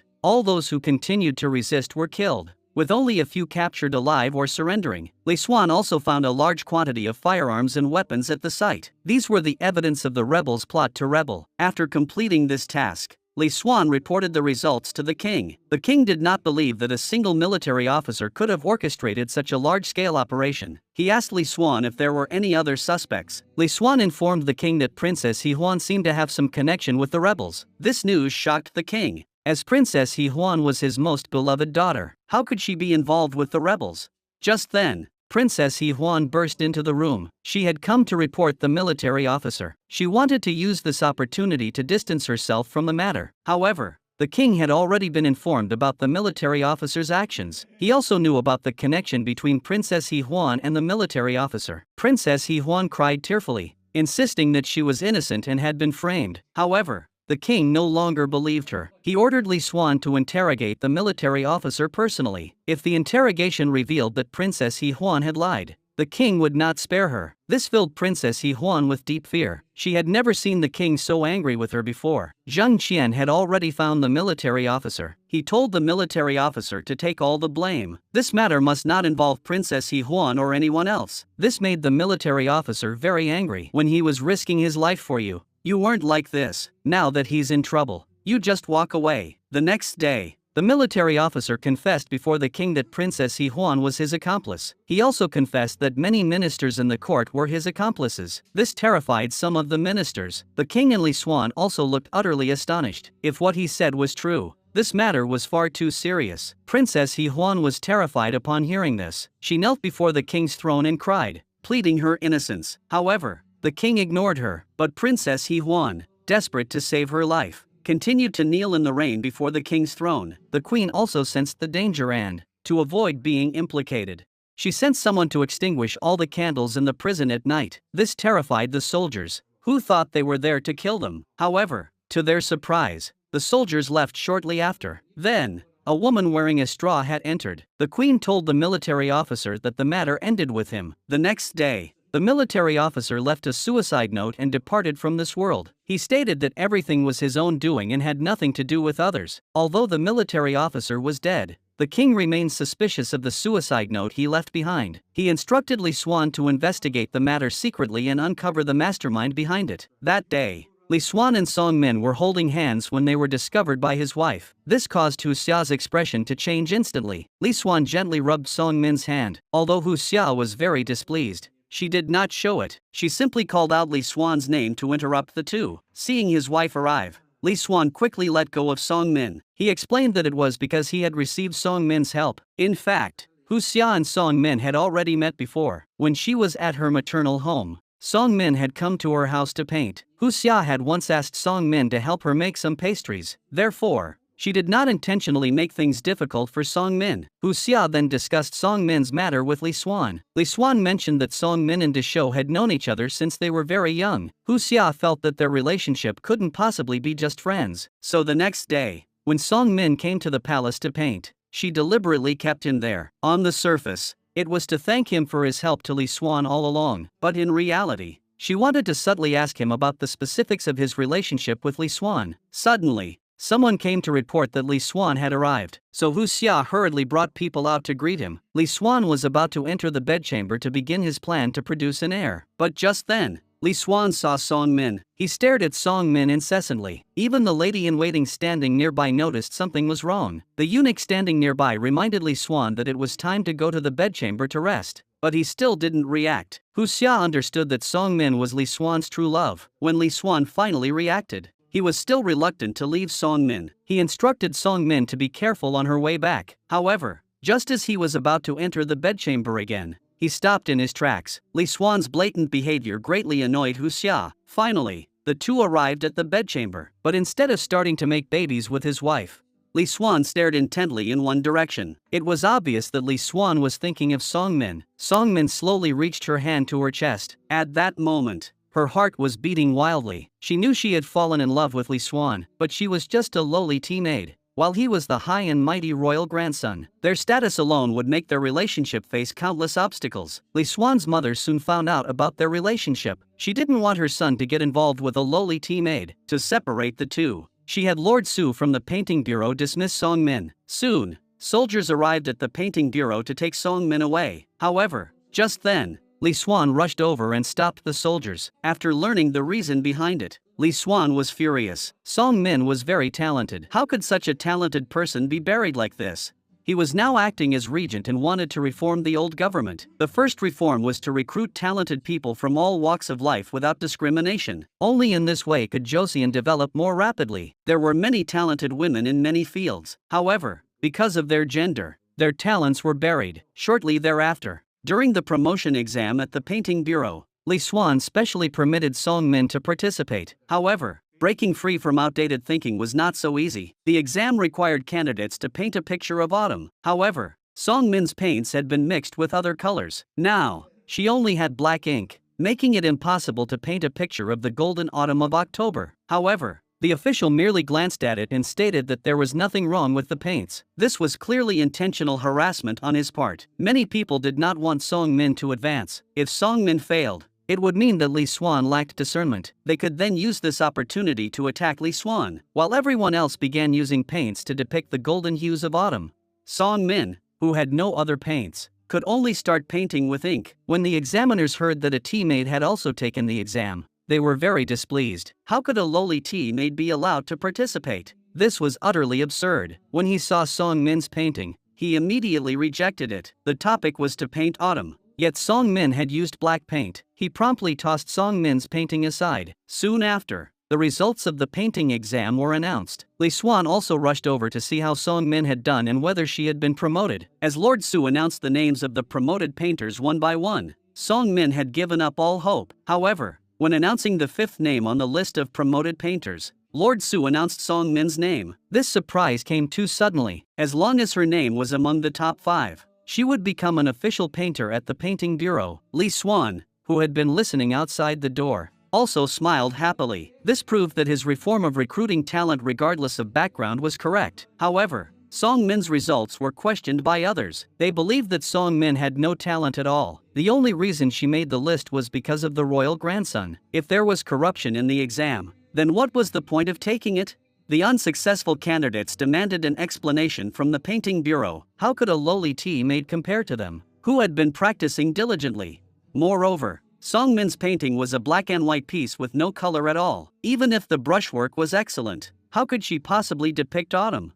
If she couldn't capture the golden hues of autumn, how did she earn 5th place? This was clearly a case of corruption. The authorities did not explain the matter to everyone immediately. Instead, they called Song Min over and asked her why she used black paint. At this point, Song Min had no choice but to answer truthfully. Lord Su asked her, "Then how did you plan to use black to depict autumn?" Just then, the chief examiner walked in. In his opinion, Song Min's painting not only depicted autumn but also spring, summer, and winter. This left everyone puzzled and unsure of what the examiner meant. The examiner explained to everyone that autumn is called autumn because it comes after winter, spring, and summer. Therefore, in autumn, there must not only be the colors of autumn that can be seen with the naked eye, but also the colors of the other 3 seasons. Song Min's painting contained the colors of all 4 seasons. Although there was no golden yellow color of autumn, he perfectly expressed the mood of autumn. When you paint, you only care about the surface work, but Song Min painted the mood of the painting. A painter with such ability deserves 1st place without a doubt. This test made Song Min famous, but there were still people who were dissatisfied with Song Min and didn't even let him enter the classroom. With no other choice, Song Min had to hide in the distance and listen secretly. At night, she found time to practice her painting skills. One day, the king ordered the artists of the painting bureau to paint his portrait. However, upon seeing the king, the artist became so nervous that his hands trembled uncontrollably. If he couldn't paint the king's portrait well, both of them would be in trouble. With no other choice, he had to ask Song Min to paint it for him. Song Min painted a portrait of the king. When he left, the king sent someone to tell her to stay in his chambers. This scared Song Min to death. Could it be that the old man wanted her to be his concubine? The news quickly spread to the painting department. Xu Fei and the other teammates were very excited. It seemed that the king was going to favor Song Min tonight. Who knows? She might even become one of the king's concubines. Inside the room, Song Min was extremely nervous. After all, the one she loved was the king's grandson. If something were to happen, how would she face Li Xuan in the future?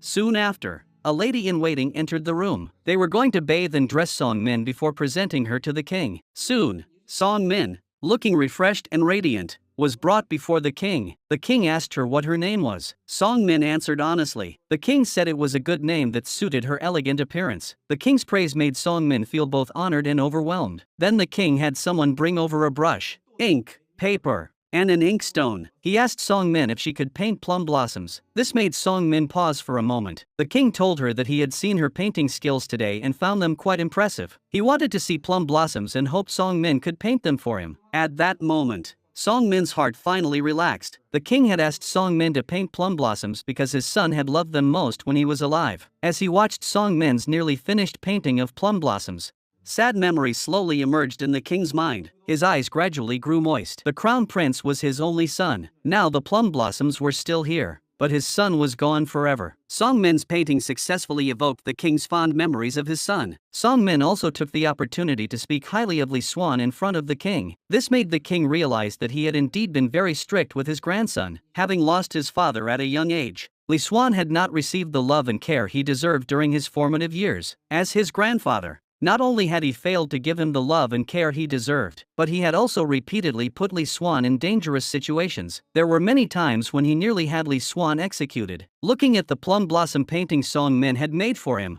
the king felt as though he were seeing his son once more. He silently vowed to himself that he would never allow Li Xuan to suffer the slightest injustice again. To express his gratitude to Song Min, the king specially ordered an inkstone to be presented to her the next day. When she emerged, Xu Fei, who had previously bullied her, approached her of her own accord. Everyone believed that Song Min would soon receive the king's decree appointing her as a concubine. Even the painter who had previously disliked Song Min rushed over. He addressed her as Your Highness and begged her to forgive his previous offenses. To demonstrate his sincerity, he immediately ran off to do all the tasks Song Min was supposed to do that day. The king missed his son Li Xuan and also missed his father. He often knelt at his father's grave, reminiscing about his childhood. Every time he thought of his father being locked in a small wooden box and starved to death, his heart ached as if it were being torn apart. At night, he went to the tavern to numb himself with alcohol. Desho had no choice but to carry Li Xuan back. Song Min and eunuch Wu stood by to watch over him. However, a palace maid told Lady-in-Waiting Kim about this. Lady-in-Waiting Kim immediately reported this to Hu Xia. Last night, Li Xuan went to see Song Min and was carried back drunk. At this point, Song Min could not be let off the hook. She must be punished. But Hu Xia was kind-hearted and didn't want to punish Song Min for such a small matter. This made Lady-in-Waiting Kim very anxious. Li Xuan was about to be taken away by someone else, yet her master was so calm. In order to help her master, she immediately found Li Xuan's mother. She told her everything Li Xuan had done. Soon after, Song Min was summoned to Li Xuan's mother's chambers. Li Xuan's mother warned her to be mindful of her status. The king's favor would not alter her position. She believed Song Min had become a painter only because of Li Xuan's influence. How could a lowly tea maid be friends with Li Xuan? If it weren't for your repeated efforts to save Li Xuan from danger, you would have been expelled from the palace long ago. Li Xuan's mother sent Song Min to the Qing dynasty to study more advanced painting techniques. This time, it would take at least 10 years. Song Min emerged tearfully and happened to encounter Li Xuan. She did not tell him about her impending departure from Joseon. However, Li Xuan noticed that Song Min had been crying, but when he asked her why, she refused to say. It was only after Song Min had left that Li Xuan realized what had happened. But when he rode his horse to the pier, the empty river was already devoid of any ships. Song Min's departure made Li Xuan very sad. They had been apart for 9 years and had finally reunited, only to be separated again. Who knew when they would meet again? After returning, Li Xuan asked Lord Su of the Painting Bureau why the Painting Bureau had sent Song Min, who had just become a painter, abroad for further study so hastily. Lord Su told him that it was all arranged by Crown Prince Pin. Li Xuan asked his mother why she sent a newcomer abroad for further studies. However, his mother did not tell him the truth. She said that it was Song Min's idea to go abroad. Since his mother had said so, he couldn't say much. He could only wait quietly for the right opportunity to bring Song Min back. In the blink of an eye, a year had passed. Li Xuan sent Desho to visit Song Min. However, the Qing dynasty officials told Desho that Song Min had left 10 days earlier. They had no idea where she had gone. Desho found Song Min's belongings at the inn where she had been staying. Song Min had used these items as collateral with the landlord because she couldn't afford the rent. Desho had no choice but to return to Korea and ask Lee Swan for help in finding her. Upon hearing that Song Min had gone missing, Lee Swan's eyes welled up with tears. Song Min was the first woman he had ever fallen for, and now she had suddenly disappeared in a foreign land. At the same time, a girl was walking alone on a mountain path. She had been walking for 3 days and 3 nights. During those 3 days and 3 nights, she had not eaten a single grain of rice or drunk a single drop of water. The physical exhaustion combined with prolonged hunger caused Song Min to collapse on the road. Fortunately, she was rescued by a kind stranger. Eunuch Min and Desho rushed over as soon as they heard the news. However, Song Min was too weak and had not regained consciousness after fainting. The doctor had no hope and could only wait to see if she could hold on until she woke up. As the doctor was about to leave, Desho hurriedly blocked his path. He was willing to pay any price, but the doctor was helpless. At that moment, Lee Swan, who had received the news, also rushed over. He couldn't believe that Song Min, whom he had always regarded as a friend, was unable to wake up. He held Song Min's hand and then tightly embraced her in his arms. No matter the cost, he would do whatever it took to save Song Min. Soon, Eunuch Wu brought the best imperial physicians and female attendants from the palace to treat Song Min. Lee Swan stayed by Song Min's side for 3 days and 3 nights, tending to her without rest. Fortunately, his efforts finally paid off. Song Min's weakened body slowly began to recover, and she finally regained consciousness. However, due to her extreme weakness, she would need to rest in bed for some time. After returning to the palace, Lee Swan went to find his mother. Although his mother did not admit to harming Song Min, Lee Swan could sense that she must be involved in some way. He begged his mother not to cause any more trouble for Song Min. He and Song Min were just ordinary friends. There was no possibility of their relationship developing further. The crown prince's concubine finally gave up her plans to harm Song Min. Although Song Min's situation had been resolved, Lee Swan now faced new troubles. The king was elderly and had developed dementia. The queen was constantly manipulating the king. In the end, the king issued an edict in the court to depose Lee Swan. Lee Swan, in order to protect himself, took out a painting that his father had once asked him to find. It was said that this painting could be used to save one's life in critical moments. However, Lee Swan had no idea what the painting was trying to convey. To decipher the secret of the painting, he asked Eunuch Wu to give it to Song Min. Song Min did not disappoint Lee Swan. She soon discovered a big secret in the painting. She guessed that the secret of the painting might be hidden in the little turtle. Sure enough, the paper near the little turtle was unusually thick. The little turtle seemed to have been pasted on later. When Song Min peeled off the little turtle, the ancient painting revealed another secret. Inside the layers of the painting was a secret letter. Song Min realized that this might be what Lee Swan wanted her to find, so she immediately took the secret letter to the king. However, the king had recently developed Alzheimer's disease. He had long forgotten about asking Song Min to help him paint. Song Min did not mention this but handed the ancient painting and the secret letter to the king. Upon reading the contents of the letter, the king burst into tears. It was a letter written by his son, detailing everything that had happened back then. After reading the contents of the letter, the king realized that he had wronged his son. This made the king immediately recall the scene from years ago when he had personally ordered his son to be locked in a small wooden box. The crown prince had pleaded desperately, but the king had remained unmoved. Now that he finally knew the truth, the crown prince could never return. The next day, the king visited his son's grave for the first time. He had not visited his son's grave for over a decade since his death. Now that he understood the mistake he had made, he wept with regret. He repeatedly apologized to his son. If he could turn back time, perhaps he would have investigated the matter thoroughly back then. After visiting his son, the king returned to the palace. He summoned Lee Swan. The king made another decision that shocked Lee Swan. He knew his health was deteriorating day by day. To avoid making a mistake that could bring disaster to Joseon,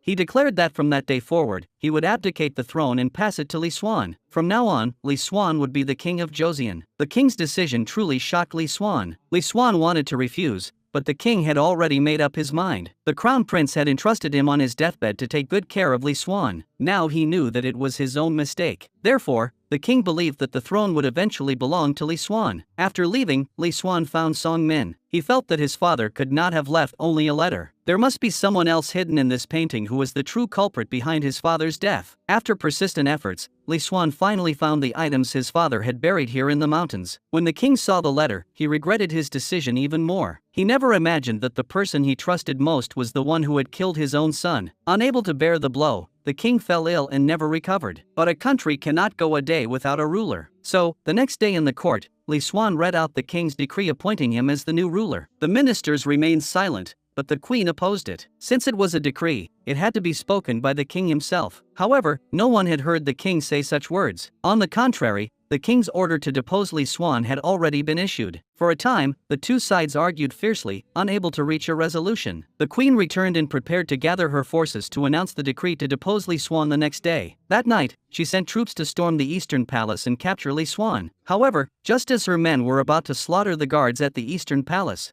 the captain of the king's personal guards arrived with his troops. He was the backup the king had arranged for Li Xuan. With his arrival, the queen's men immediately surrendered. Upon receiving this news, the queen immediately fled. Shortly thereafter, she summoned all the troops near the capital in the name of the queen. She declared that Li Xuan had plotted to overthrow the throne, and they must restore justice and bring a clear sky back to Korea. Now with confidence, the queen led Princess He Huan and a group of ministers into the palace with great fanfare. As long as they captured Li Xuan, they would win. But what the queen never expected was that the king would walk out of the house. And all of this was just a play staged by the king and Li Xuan. The purpose was to lure all of them out. Seeing the king suddenly appear before them, everyone was so frightened that they knelt down. The king immediately issued an edict that all ministers involved in the rebellion would be stripped of their official positions and exiled to the border. As the mastermind, the queen was stripped of her title and demoted to a commoner. Not long after this incident, the king also passed away. Li Xuan then became the new king. According to Korean tradition, the first thing a new king must do is expand his harem. Song Min had once helped the king a lot. The queen also knew that the king had always had feelings for Song Min, so she deliberately brought Song Min into the palace to become the king's concubine. However, Lady Hui was unwilling.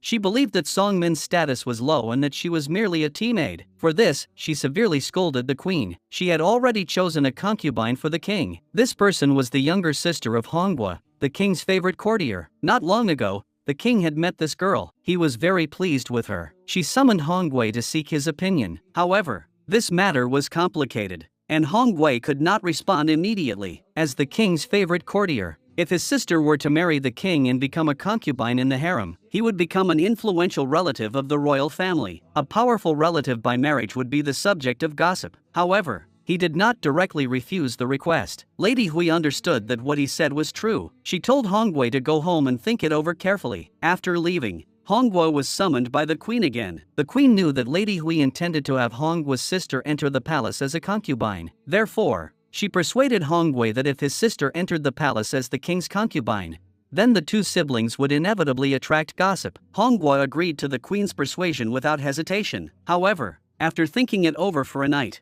he ultimately agreed to let his sister enter the palace. He also had his own ulterior motives. Currently, the queen had not yet given birth to a child. If his sister entered the palace and gave birth to a son for the king, then the Hong family would undoubtedly become the most powerful family outside the royal family. The queen knew nothing of Hongguo's thoughts. She approached the king and said that she would soon arrange for him to marry a concubine, and that concubine was Song Min. Song Min had already agreed. Now, as long as the king gave his consent, the matter would be settled. Li Xuan was naturally overjoyed at the prospect of marrying Song Min. In the evening, Li Xuan found Song Min. He wanted to ask Song Min about her thoughts personally. However, just as Song Min was about to express her love for Li Xuan, a minister found Li Xuan and said that there was urgent government business that needed to be dealt with immediately. With no choice, Li Xuan had to go deal with the government business first. He left Song Min in his bedchamber to wait for him to return, but Song Min waited there for a long time and the king did not return. Lady Hui came to find Li Xuan to discuss the marriage to Hongguo's younger sister, but when she arrived at Li Xuan's bedchamber, she discovered that Song Min was asleep there. Moreover, Song Min was sitting in the seat reserved only for the king. The lady-in-waiting immediately let out a loud cry, startling Song Min awake. Lady Hui questioned Song Min about what he was doing there, saying that this was the king's resting place. "You are just a lowly tea maid. What right do you have to be here?" She then had Song Min dragged out. "If I ever see you in the harem again, I will have your legs broken without hesitation." After Song Min left, Lady Hui warned everyone present not to let anyone know about this, especially not the king. When Li Xuan returned to the bedchamber and saw his mother, he was very surprised. Lady Hui told him that Song Min had left. Song Min had said that it was too late to stay in the palace, so she had left. Since his mother had said so, Li Xuan didn't say much. His mother then said that she had found him a concubine, who was Hongguo's younger sister. Li Xuan immediately refused. He trusted Hongguo very much. Hongguo had done many things for him. He didn't want to put Hongguo in a difficult position. However, Lady Hui said that after marrying Hongguo, They would become relatives by marriage and would be able to help him better in the future. He had just ascended the throne and needed the support of a powerful family at this time. The next day, Li Xuan summoned Song Min. If Song Min had feelings for him, he would marry her even if everyone opposed it. However, Song Min did not want to cause trouble for the king because of her. She hid her love for Li Xuan deep in her heart. She wanted to use this to make her stance clear. Song Min's actions made Li Xuan realize instantly that she did not want to become his concubine. Song Min then went to find the queen and said that she would not enter the palace to become the king's concubine. She would spend the rest of her life as a painter in the painting bureau. Thus, under Lady Hui's arrangements, the king married Hong's younger sister and conferred upon her the title of Consort One. This was a woman he did not like, so on their wedding night, the king left Consort One alone in the empty room. The next day, Consort One went to pay her respects to Lady Hui. Lady Hui was very satisfied with the daughter-in-law she had personally chosen. Although Consort One was not the queen's choice, the queen did not harbor any ill will toward her. The three of them chatted happily for a while. However, the scheming Consort One suddenly fell silent, her expression changing. The queen and Lady Hui hurriedly asked her what was wrong and if she had any concerns. Consort One took the opportunity to reveal that the king had not favored her the previous night. She wanted to use Lady Hui's favor toward her to pressure the king. However, before Lady Hui could go to the king, the queen summoned her. The queen scolded her, saying that such matters in the harem should not be discussed with Lady Hui. As the king's concubine, she must be careful with her words and actions. A careless remark could easily cause a huge problem. Considering that this was her first offense, the queen decided not to punish her today. However, Consort One harbored a grudge over the incident. She believed that the queen had scolded her because of Song Min. So the next day, Consort One summoned Song Min and scolded her for being shameless. How dare a lowly tea-maid seduce the king? Before she could punish Song Min, the queen rushed over. The queen was very displeased with Consort One's behavior. You have just entered the palace and no one has provoked you. Why would you punish a tea-maid for no reason? She ordered Song Min to leave and said she would discipline Consort One properly. As a concubine of the king, the first rule is not to harbor jealousy. This ensures that the women in the harem can live in harmony. Consort One hurriedly defended herself, claiming that Song Min had seduced the king first. The queen was well aware that it was the king and Song Min who were mutually attracted. It was only because of Lady Hui's interference that the two were forced to part. So she scolded Consort One harshly. The queen then ordered her to memorize the palace rules every day starting today. The punishment for concubines who failed to remember the palace rules was severe. After saying this, the queen stood up and left. However, Consort One was no pushover. Her brother was the king's favorite. She then summoned her brother. However, she did not tell him everything. It was clearly the queen who was jealous. Otherwise, why would she treat her this way? After listening to his sister's tearful account, Hongguo fell into deep thought. However, he would still help his sister if she was in trouble. With her brother's support, Consort One became even more arrogant. The queen asked her to recite the palace rules, but she could not answer. She retorted that she had memorized them long before she was married. The queen was clearly trying to humiliate her by making her recite them. However, she seemed to have forgotten that she was merely a concubine. If the queen truly wanted to humiliate her, there were many ways to make her wish she were dead. The queen immediately ordered Consort One to leave. After being expelled, Consort One felt humiliated by the queen once again. As she descended the steps, she pretended to faint. She intended to frame the queen for jealousy and moral corruption. Upon receiving the news, Lady Hui hurried over. Consort One fainted at the queen's door. Lady Hui blamed the queen for everything. She scolded the queen for being so harsh toward a newly arrived concubine. Such behavior was completely inconsistent with the queen's image of elegance, grace, and tolerance. Hearing Lady Hui's rebuke, the queen dared not utter a word in defense. She could only meekly admit that everything was her fault. The next day, Lady Hui came to visit Consort One. After confirming that she was unharmed,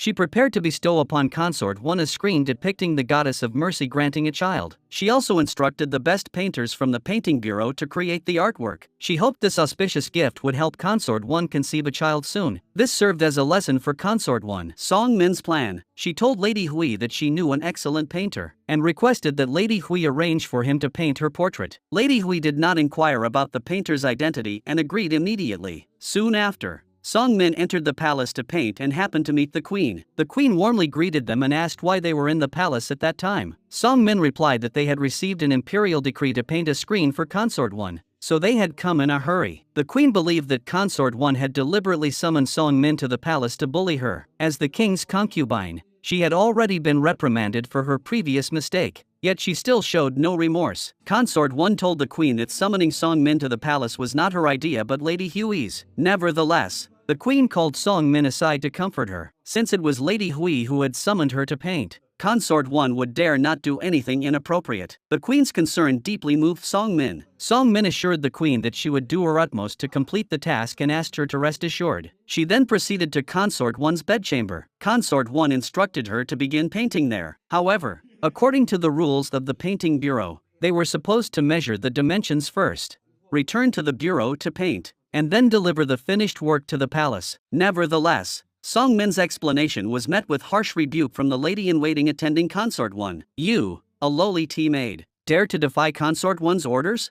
With no other choice, Song Min had to stay in Consort 1's chambers to paint. Consort 1 burst in, and as soon as she entered, the lady-in-waiting began to question her for not apologizing to Consort 1 after entering the palace. Fortunately, Consort 1 did not pursue the matter, saying that it was understandable for a lowly tea maid not to know the palace rules. These words of public humiliation deeply saddened Song Min. Xu Fei also pouted in distress. Consort 1 then asked Song Min what she was painting. Song Min hurriedly explained that it was the lotus platform under Guanin's feet. Upon hearing Song Min's explanation, Consort 1 directly splashed paint onto the painting. This left Song Min utterly bewildered. Unable to comprehend why Consort 1 had suddenly flown into a rage, Consort 1 demanded to know why she had painted a lotus flower emerging from filthy mud. Was this not a blatant act of disrespect toward her?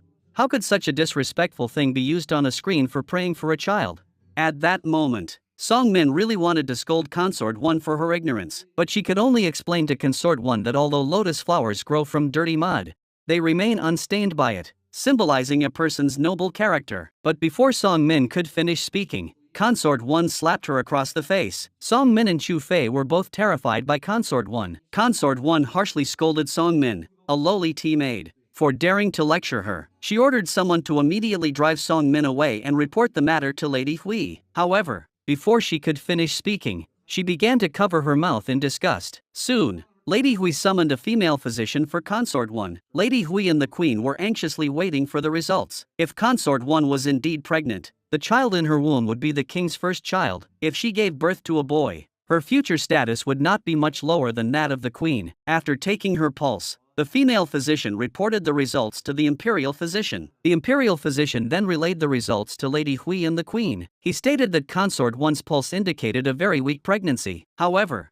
based on Consort 1's description, she was indeed pregnant. The court physician's words filled the queen and Lady Hui with joy. Lady Hui immediately began to congratulate Consort 1, who had only recently entered the palace and had become pregnant with the king's child in such a short time. Consort 1 responded humbly to Lady Hui. Even the queen sent her blessings to Consort 1. Consort 1 then summoned her older brother. The child in her womb had a high chance of inheriting the king's throne. As her older brother, he was naturally overjoyed that his younger sister was pregnant. The news of Consort 1's pregnancy also reached the king's ears. Although his feelings for Consort 1 were not particularly deep, she was still his concubine. Moreover, she was the younger sister of his favorite minister, Hong Gui. He immediately rushed to Consort 1's chambers to visit her. As soon as he sat down, the king began to praise Consort 1 for doing something extraordinary for the royal family. This made Consort 1 very happy. He even worried that she might be feeling depressed during her pregnancy, so he specially summoned the wives of the ministers to the palace to chat with Consort 1 and cheer her up. Everyone believed that Consort 1 was carrying the first child of the royal family, and that she would certainly become the king of this country in the future. Therefore,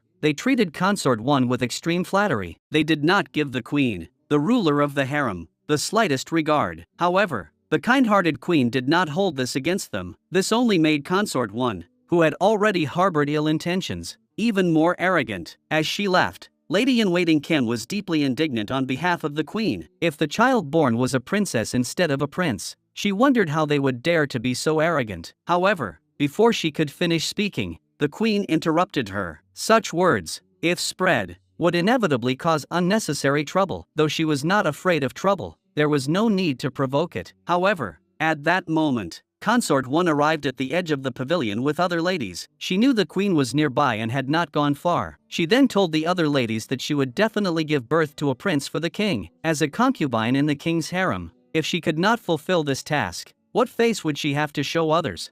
The queen naturally understood this. but she could only endure it for now. The queen's restraint only made Consort 1 more arrogant. Consort 1 wanted to continue scolding Song Min. However, at that moment, the court physician rushed over to take Consort 1's pulse. After the diagnosis, she could no longer act so arrogantly. Consort 1 panicked. If she wasn't pregnant, why had she shown signs of pregnancy recently? The court physician told her it might be a false pregnancy. Now everyone in the palace knows she is pregnant. If news of her not being pregnant spreads at this time. At that moment, Lady Hui rushed over. Since Consort 1 became pregnant, she has been very concerned. She began asking the court physician about the condition of the child in Consort 1's womb. Faced with Lady Hui's questions, the court physician stammered and couldn't speak. This made Lady Hui very curious. Could something be wrong? Before the imperial physician could reveal the truth, Consort 1 interrupted him. She stated that she would personally report these matters to Lady Hui. After the imperial physician left, Consort 1 did not reveal the truth to Lady Hui. Instead, she claimed that there was nothing wrong with the child in her womb. It was merely that her body was somewhat weak, and the imperial physician was very concerned. However, the imperial physician had already prescribed some tonics to nourish her body and ensure a smooth pregnancy, so there was nothing to worry about. Although Lady Hui didn't say anything, she felt a little suspicious. That night, Consort 1 told her brother about it. She wanted him to help her cover up the truth and keep the imperial physician from saying anything. She would figure out what to do about the other matters later. However, she didn't seem to know that one shouldn't have intercourse after becoming pregnant. Hongwei advised his sister that covering up this matter was a serious crime. The pregnancy could be discussed later, but this matter must be reported truthfully. Wan Pin cried and told her brother she couldn't do it. Hongwei eventually relented and decided to help his sister through this crisis. The next day, the queen also heard about Consort 1's weak condition. As the head of the harem, she had a responsibility and obligation to send some herbs to Consort 1. She summoned the imperial physician to ask if these herbs were suitable for Consort 1's condition. At that moment, Hongwei also arrived to see the imperial physician. Upon witnessing this, he immediately had an idea. He told the queen that his sister had always been frail since childhood. He had heard that the queen had many herbs that could replenish qi and blood, so he hoped the queen could prepare some for his sister. Without hesitation, the queen agreed to Hongwei's request. After the queen left, Hongwei told the imperial physician not to reveal that Consort 1 was not pregnant. He would have someone prepare a generous gift later. However, the imperial physician dared not conceal such a matter, as it would be a capital offense if discovered. He therefore refused Hongwei without hesitation. Hongwei threatened the imperial physician with the accusation of embezzling medicinal herbs. The imperial physician had no choice but to comply with his instructions. Just then, the king arrived. The king seemed to have overheard their conversation, but he couldn't make out the details. Faced with the king's questioning, Hongwei could only explain that he was worried about his sister's health. That was why he had asked the imperial physician to prepare some herbal soup to help her conceive. The king trusted Hongwei and did not suspect him. The next day, the queen asked Consort 1 if she had experienced any abdominal pain that day. Consort 1 was very puzzled and didn't understand why the queen would ask such a question. However, she still said that she felt fine and had no discomfort. An hour earlier, the queen had sent Consort 1 some mugwort vinegar soup according to Lady Hui's instructions. This soup causes abdominal pain when consumed by pregnant women. However, it does not harm the fetus. This made Consort 1 startled. Could Lady Hui and the queen be trying to confirm whether she was really pregnant?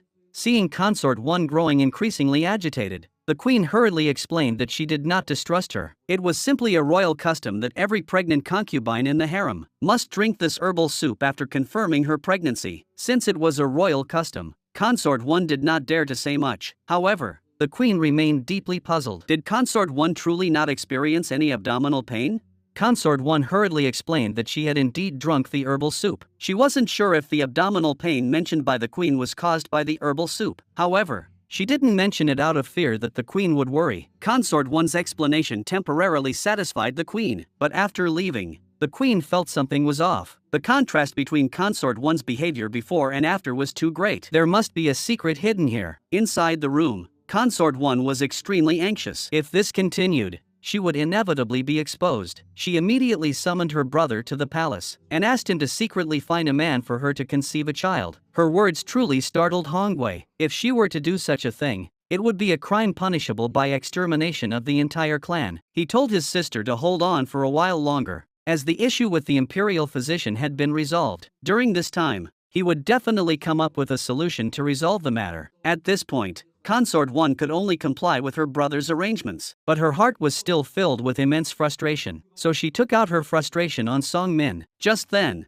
the palace maid attending her brought a bowl of herbal soup. Consort 1 felt uneasy upon seeing the soup. The lady-in-waiting hurriedly explained that it was a motherwort soup sent by Hong Wei. These words were all overheard by Song Min, whom she had just scolded. Shortly thereafter, Hong Wei handed a secret letter to the lady-in-waiting by Consort 1's side. He instructed the lady-in-waiting to make sure that his sister followed the instructions in the letter. This would not only solve the problem of the fake pregnancy, but also harm the queen. Soon after, a grand banquet was held in the palace. Not only did all the concubines in the harem come to attend, but even the ministers of the former court were all present. Several dancers were gracefully performing on the central stage. Everyone was immersed in the joy of the banquet. However, Hong Wei and Consort 1 had unusually solemn expressions. After secretly signaling to his sister, Consort 1 immediately began to scream loudly. The lady-in-waiting took the opportunity to pour the blood she had prepared earlier under Consort 1's seat. The imperial physician, who had been bribed, naturally declared that Consort 1 had miscarried during the diagnosis. When Lady Hui and the queen heard the news, they were both deeply shocked. After all, this was the king's first child. How could it be gone like this?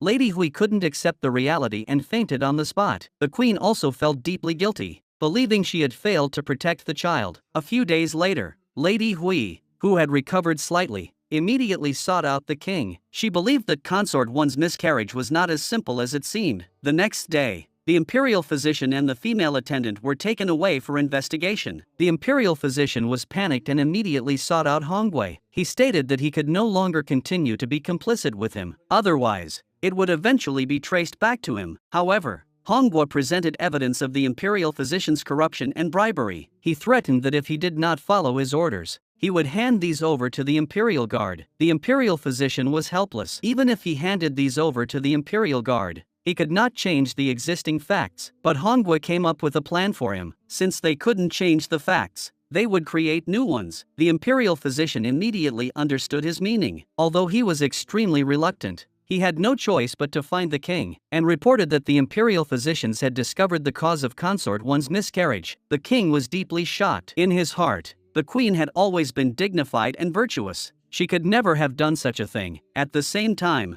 the queen came to visit Consort 1. However, Consort 1 used the excuse of feeling unwell to keep her outside. The queen understood Consort 1 and did not take it to heart. Before leaving, she left the medicinal herbs she had brought behind. Consort 1 looked at the herbs the queen had sent and couldn't help but laugh coldly. How could such a foolish person become queen?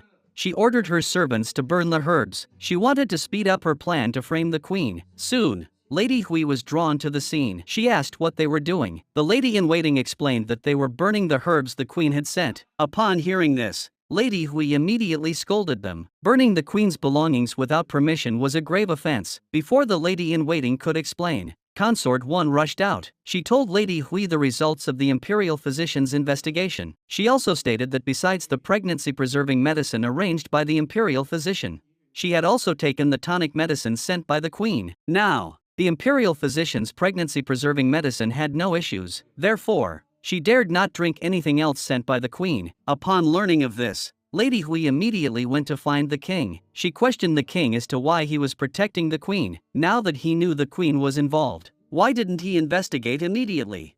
Although the queen always appeared dignified, virtuous, and tolerant, it was impossible for both the imperial physician and Consort 1 to be lying. This put the king in a difficult position. He really did not want to believe that the queen would do such a thing, but he also did not want to disobey his mother's wishes. However, when he saw the gentle and kind queen, he was even more unwilling to believe that she was the one who caused Consort 1's miscarriage. To get to the bottom of this matter, Lady Hui had the imperial physician examine the herbs the queen had sent to the palace. However, what they didn't know was that someone had already tampered with the herbs. But the king still refused to believe that the queen would do such a thing. He wanted Hong Wei to help investigate the matter. However, Hong Wei was the one who had orchestrated the whole thing. How could he possibly let the truth come to light?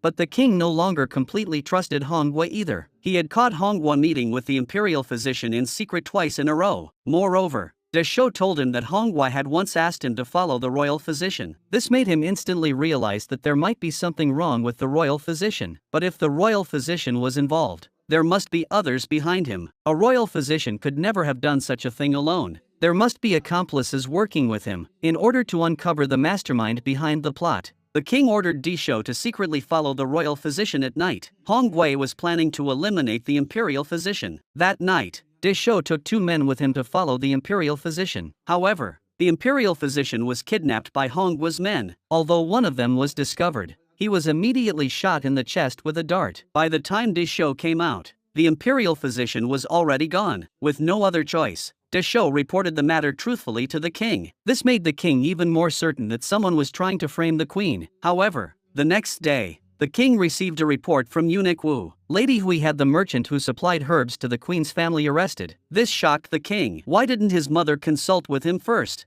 He immediately went to find his mother and said that it was too hasty to do this before the matter had been investigated. He hoped that his mother would give him some time to investigate the matter. Lady Hui immediately refused the king's request. Soon, news of this spread outside the palace. The people of the painting bureau were also discussing the matter. They all believed that the queen had been framed. Upon hearing their discussions, Song Min immediately recalled what had happened not long ago when she was painting in Consort One's chambers. At that time, Consort One had come to cause trouble for them, and a palace maid suddenly brought her some medicine sent by Hongwa. Song Min rushed to the palace immediately but was blocked. Just as she was about to be driven away, Lady-in-Waiting Kim, who was by the queen's side, came over. She asked Song Min what she was doing there. Song Min said she had something very important to report to the queen regarding Consort One's soup medicine. Upon hearing this, Lady-in-Waiting Kim was startled and immediately brought Song Min to the queen. Song Min told the queen everything that had happened. The queen was shocked upon hearing this. She had been drinking motherwort for many years. This herb was beneficial for women who wanted to conceive. However, if a woman who was already pregnant drank this herbal medicine, it could cause a miscarriage. Consort One was not pregnant at all and had deliberately faked her pregnancy to frame her. Upon learning this, the queen was furious and immediately went to confront Consort One. However, Consort One believed that the queen would soon be finished. Therefore, she ordered her servants to block the queen from entering. Although the queen was kind-hearted, she was not someone to be easily bullied. You miscarried because you drank the motherwort decoction sent by Hongwa. This made Consort One extremely frightened. How did the queen know all this? The queen claimed that anyone with basic medical knowledge knew that motherwort was helpful for conception, but absolutely must not be taken once pregnant. Yet you continued to take the motherwort decoction after claiming to be pregnant. This clearly proves you were never pregnant. Consort One tried to defend herself, claiming it was all the queen's slander. The queen said, "Whether you admit it or not, we can resolve this by having the imperial physician re-examine your pulse." Consort One was completely panicked. After the queen left, she immediately called her brother over to discuss a plan. At this point, Hongwa had no idea what to do. He wanted to confess everything to the king, but as soon as he walked in, he saw that the queen was also sitting there. Upon seeing Hongwa enter, the queen left on her own. Hongwa asked the king what he had been discussing with the queen. The king smiled and told him, "When we first met, I had nothing. To me, you are not only a subject but also a friend." Seeing that the king trusted him so much, Hongwa felt deeply ashamed. If he told the king about the fake pregnancy and framing the queen, the king would be heartbroken. This would be a heavy blow to the king. He did not tell the king about it. He then begged the queen to spare him and his sister. The queen refused without hesitation. Consort One learned from the lady-in-waiting that the queen had found the king. This gave Consort One a bad feeling. So the next day, Consort One rushed to Lady Hui's bedchamber and confessed her crime. However, it was not because she had realized her mistake, but because she was worried that she would be punished for it. Lady Hui heard the news and rushed over immediately. She felt deeply sorry for Consort One and told her to come inside to discuss the matter. She must not harm herself. However, upon returning to the chambers, Lady Hui's attitude toward Consort One underwent a complete reversal. Consort One revealed that the reason for her miscarriage was not the queen, but rather the herbal soup her maternal family had sent her. Upon hearing this, Lady Hui was nearly driven to madness. Earlier, Consort One had insisted that the queen had framed her. Therefore, Lady Hui had gone out of her way to avenge her, even offending the queen's entire family. Now, this unreliable woman was claiming it wasn't the queen. How was she supposed to face the queen now? If she could, she would have slapped Consort One across the face. Fortunately, Consort One did not reveal the truth to Lady Hui. Otherwise, Who knows what kind of punishment she would have faced. Hongwei had already found the king. He told the king everything, and requested that the king punish him and his sister. He knew that although his sister had admitted her mistake to Lady Hui, she had not revealed everything. If the queen summoned the imperial physician to take her sister's pulse, everything would be exposed. This put the king in a difficult position. Hongwei was his most trusted minister. He didn't want to involve Hongwei in Consort One's affairs. The next day, after the queen left Lady Hui's chambers, she saw that Consort One was still wearing the straw belt as punishment. She walked up to her and told her to go back. Consort One took the opportunity to beg the queen to forgive her. It was all because of her ignorance that she had done such a thing. Although the queen was kind-hearted, it did not mean she would allow anyone to bully her. She told Consort One that she would not let this matter rest. However, for Hongwei's sake, she would not issue an edict to execute her. Instead, she would strip her of her title, demote her to a commoner, and expel her from the palace. Consort One was terrified. Being expelled from the palace would be worse than death. That evening, the king came to visit his mother. Despite the heavy rain, Consort One remained in the rain, bearing her guilt. She wanted to use her suffering to move the king on behalf of Lady Hui. The king saw Consort One's appearance and felt deeply sorry for her. After all, she was still his wife, so he went to the queen and confessed his grievances. Although he knew the queen had suffered much injustice in recent times, he still hoped she could forgive them once. Since the king had spoken so, the queen could say little more. This filled Hongwei with gratitude toward the king. Though Consort One avoided being expelled from the palace, she soon met her end. Hongwei looked at his dead sister and felt immense sorrow. From childhood, the two siblings had always been close, yet now he had to watch his sister die in his arms. Hongwei blamed the queen for everything. If the queen had not refused to forgive them, his sister would not have died like this. He now planned to take revenge on the queen. The next day, he approached the king and stated that his sister had always wanted a child before her death. If the king were to adopt Consort One's child, that child would become the king's first heir. He planned to then collaborate with the ministers in the court to pressure the king into crowning him crown prince. Consort One's death had left the king with a sense of guilt. If he had visited Consort One earlier, she might not have died. Additionally, the king favored Hongwei, so he agreed. Upon learning of this, the queen immediately understood Hongwei's ulterior motives. She told Hongwei that she would never agree to it. Although she had been married to the king for so long without bearing any children, she had already begun selecting other concubines for the king. Hongwei angrily asked the queen, "Consort One's body is still cold, and you're already thinking about choosing new concubines for the king? You're truly heartless." But he seemed to have forgotten that it was they who had provoked and framed the queen. If it weren't for their own misdeeds, how could things have turned out this way?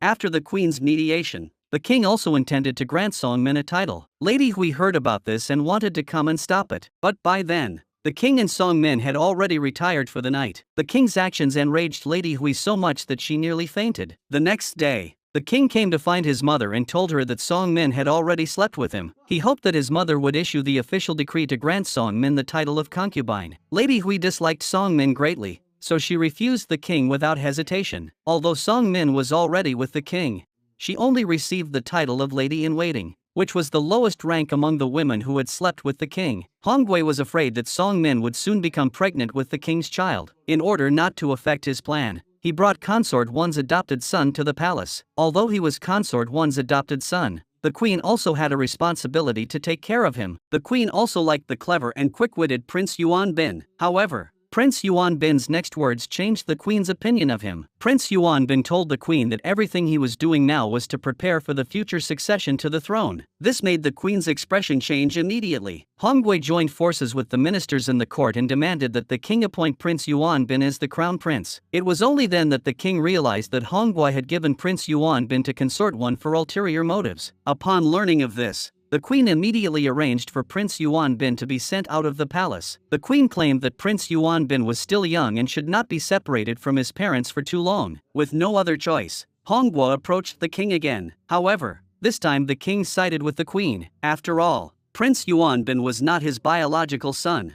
and he was still young. It was not yet time to appoint an outsider as crown prince. Although rejected by the king, Hongwei did not hold a grudge against him but began to resent the queen instead. The king wanted to eat some noodles but was immediately stopped by eunuch Wu. The reason was that they had just discovered that someone had tampered with the noodles. The guards immediately imposed martial law on the entire banquet hall and arranged for the royal physician to take the king's pulse. Fortunately, the king was not seriously injured. The guards began to search everyone present. However, The way they searched the lady-in-waiting was very funny. They stared at lady-in-waiting Kim and couldn't figure out what was going on. After staring for a long time, they still couldn't figure out what was going on. While the soldiers were conducting the search, another soldier was sneaking around trying to take a lady-in-waiting away. However, he was blocked by Desho. Taking advantage of the commotion, the lady-in-waiting managed to escape. But before she could get away, she was surrounded again. Fortunately, the soldier who had taken her away was captured alive. Following this lead, they quickly traced the matter back to Hongwa. All of this had been orchestrated by Hongwa. However, his intention was not to poison the king, but to poison the queen. The banquet had originally been arranged by the queen, but Song Min suddenly fell ill. The queen stayed behind to care for him, and the king attended the banquet in his place. Upon learning that the king,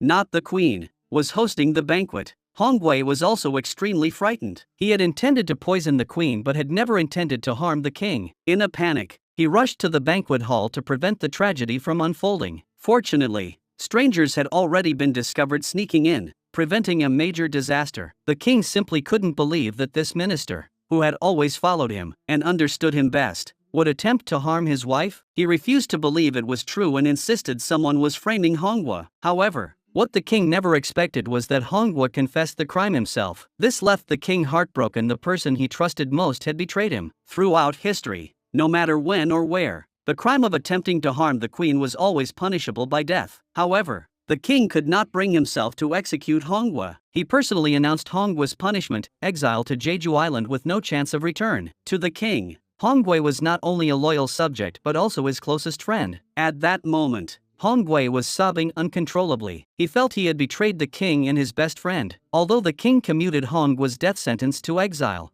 Hongwa died shortly after arriving at his place of exile. The king rushed to see him immediately. From the time Hongwa was a royal grandson, he had always followed the king. Even after the king ascended the throne, Hongwa continued to silently dedicate himself to him. At that moment, the king was already weeping uncontrollably. He wished so much that Hongwa could open his eyes at that moment. However, that was impossible. Hongwa's death left the king in deep sorrow. For a while, he couldn't get over his grief. Only when Song Min was by his side could he feel a little relief. Soon after, a silkworm festival was held in the palace. All the wives of the ministers in the court would attend. They would also ask questions to the concubines in the harem at that time. Although Song Min had not been granted an official title as a concubine, she was still the king's woman. Additionally, the queen favored her greatly, so she was also invited to attend. However, Lady Hui objected, saying that having Song Min appear at such an occasion would bring dishonor to the royal family. She came from a lowly background.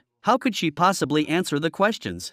But the queen insisted on bringing Song Min along. Seeing the two of them at an impasse, Consort Hua hurried over to mediate. If Song Min couldn't answer the questions, she would answer them for her. This made the palace attendants very satisfied. This would further highlight Song Min's lowly status. Consort Hua did not disappoint her expectations and successfully answered the first question posed by the crowd. This pleased Lady Hui greatly. The queen and Song Min wore expressions of distress, clearly sensing that Lady Hui was targeting them. When the second question was posed, Lady Hui once again placed her hopes on Consort Hua. However, Consort Hua looked perplexed, clearly unable to answer this question either. As the situation grew awkward, Song Min asked if she could answer the question instead. This startled everyone. Although Lady Hui was extremely reluctant, she had no choice but to allow Song Min to answer in order to defuse the situation. With Lady Hui's permission, Song Min easily answered the second question. The queen was delighted by everyone's praise. Meanwhile, Lady Hui and Consort Hua looked extremely embarrassed. This marked the beginning of their conflict. However, their conflict soon escalated. Song Min and Consort Hua were both pregnant. Even more coincidentally, their due dates were nearly the same. Now that Song Min was carrying the royal child, Huiqing Palace could no longer treat her too harshly. They granted her the title of Consort Zhou and permitted Song Min to call her mother. This made Song Min very happy, as she finally had an official status. However, in Lady Hui's eyes, even though Song Min was pregnant, she did not care. The only daughter-in-law she had in her heart was Consort Hua. Moreover, the medical resources in the palace were more inclined toward Consort Hua. For this reason, she specially invited an experienced lady-in-waiting. The lady-in-waiting declared that Consort Hua was definitely carrying a boy. This made Lady Hui very happy. Soon, the due dates for both women arrived. Lady Hui waited outside Consort Hua's door. As for the queen, she waited outside Song Min's door. Both women waited from morning until night. Soon, The sound of an infant's cry could be heard from both rooms. Both women gave birth at the same time. Lady Hui waited joyfully for the midwife to emerge with good news. However, the midwife informed her that Consort Hua had given birth to a girl. This news caused Lady Hui's expression to change instantly. She had always longed for a grandson. Song Min, on the other hand,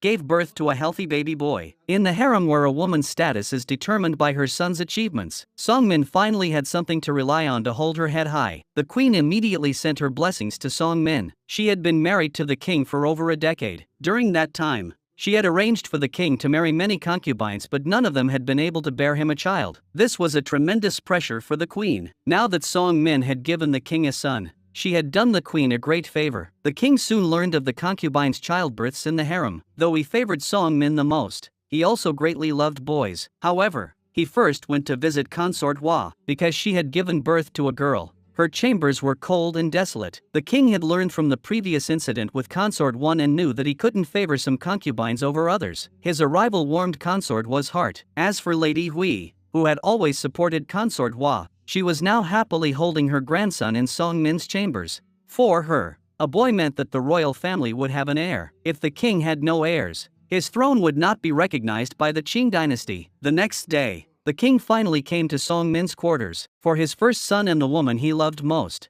the king showed him great affection. Although he was born out of wedlock, the king still decided to crown him crown prince. Before long, several years had passed. The king had been working tirelessly toward this goal. The little prince was also deeply loved by everyone in the harem. However, when the king was about to name him crown prince, he was opposed by many ministers. The reason was that the little prince was illegitimate and his mother, Song Min, was of low birth. Facing the opposition of his ministers, the king rejected their objections. The mother of the previous king, Tong Yi, was also of low birth. The king then had someone bring out a pair of rings. These rings were left by the previous king's mother, Tong Yi, to the previous king. Many ministers had seen these rings, yet the late king had bestowed them upon Song Min. This clearly showed how much he valued Song Min at the time. Upon hearing this news, the ministers fell silent. The king took this opportunity to not only formally crown the young prince as crown prince but also bestowed a title upon Song Min. Originally a third-rank consort Zhou,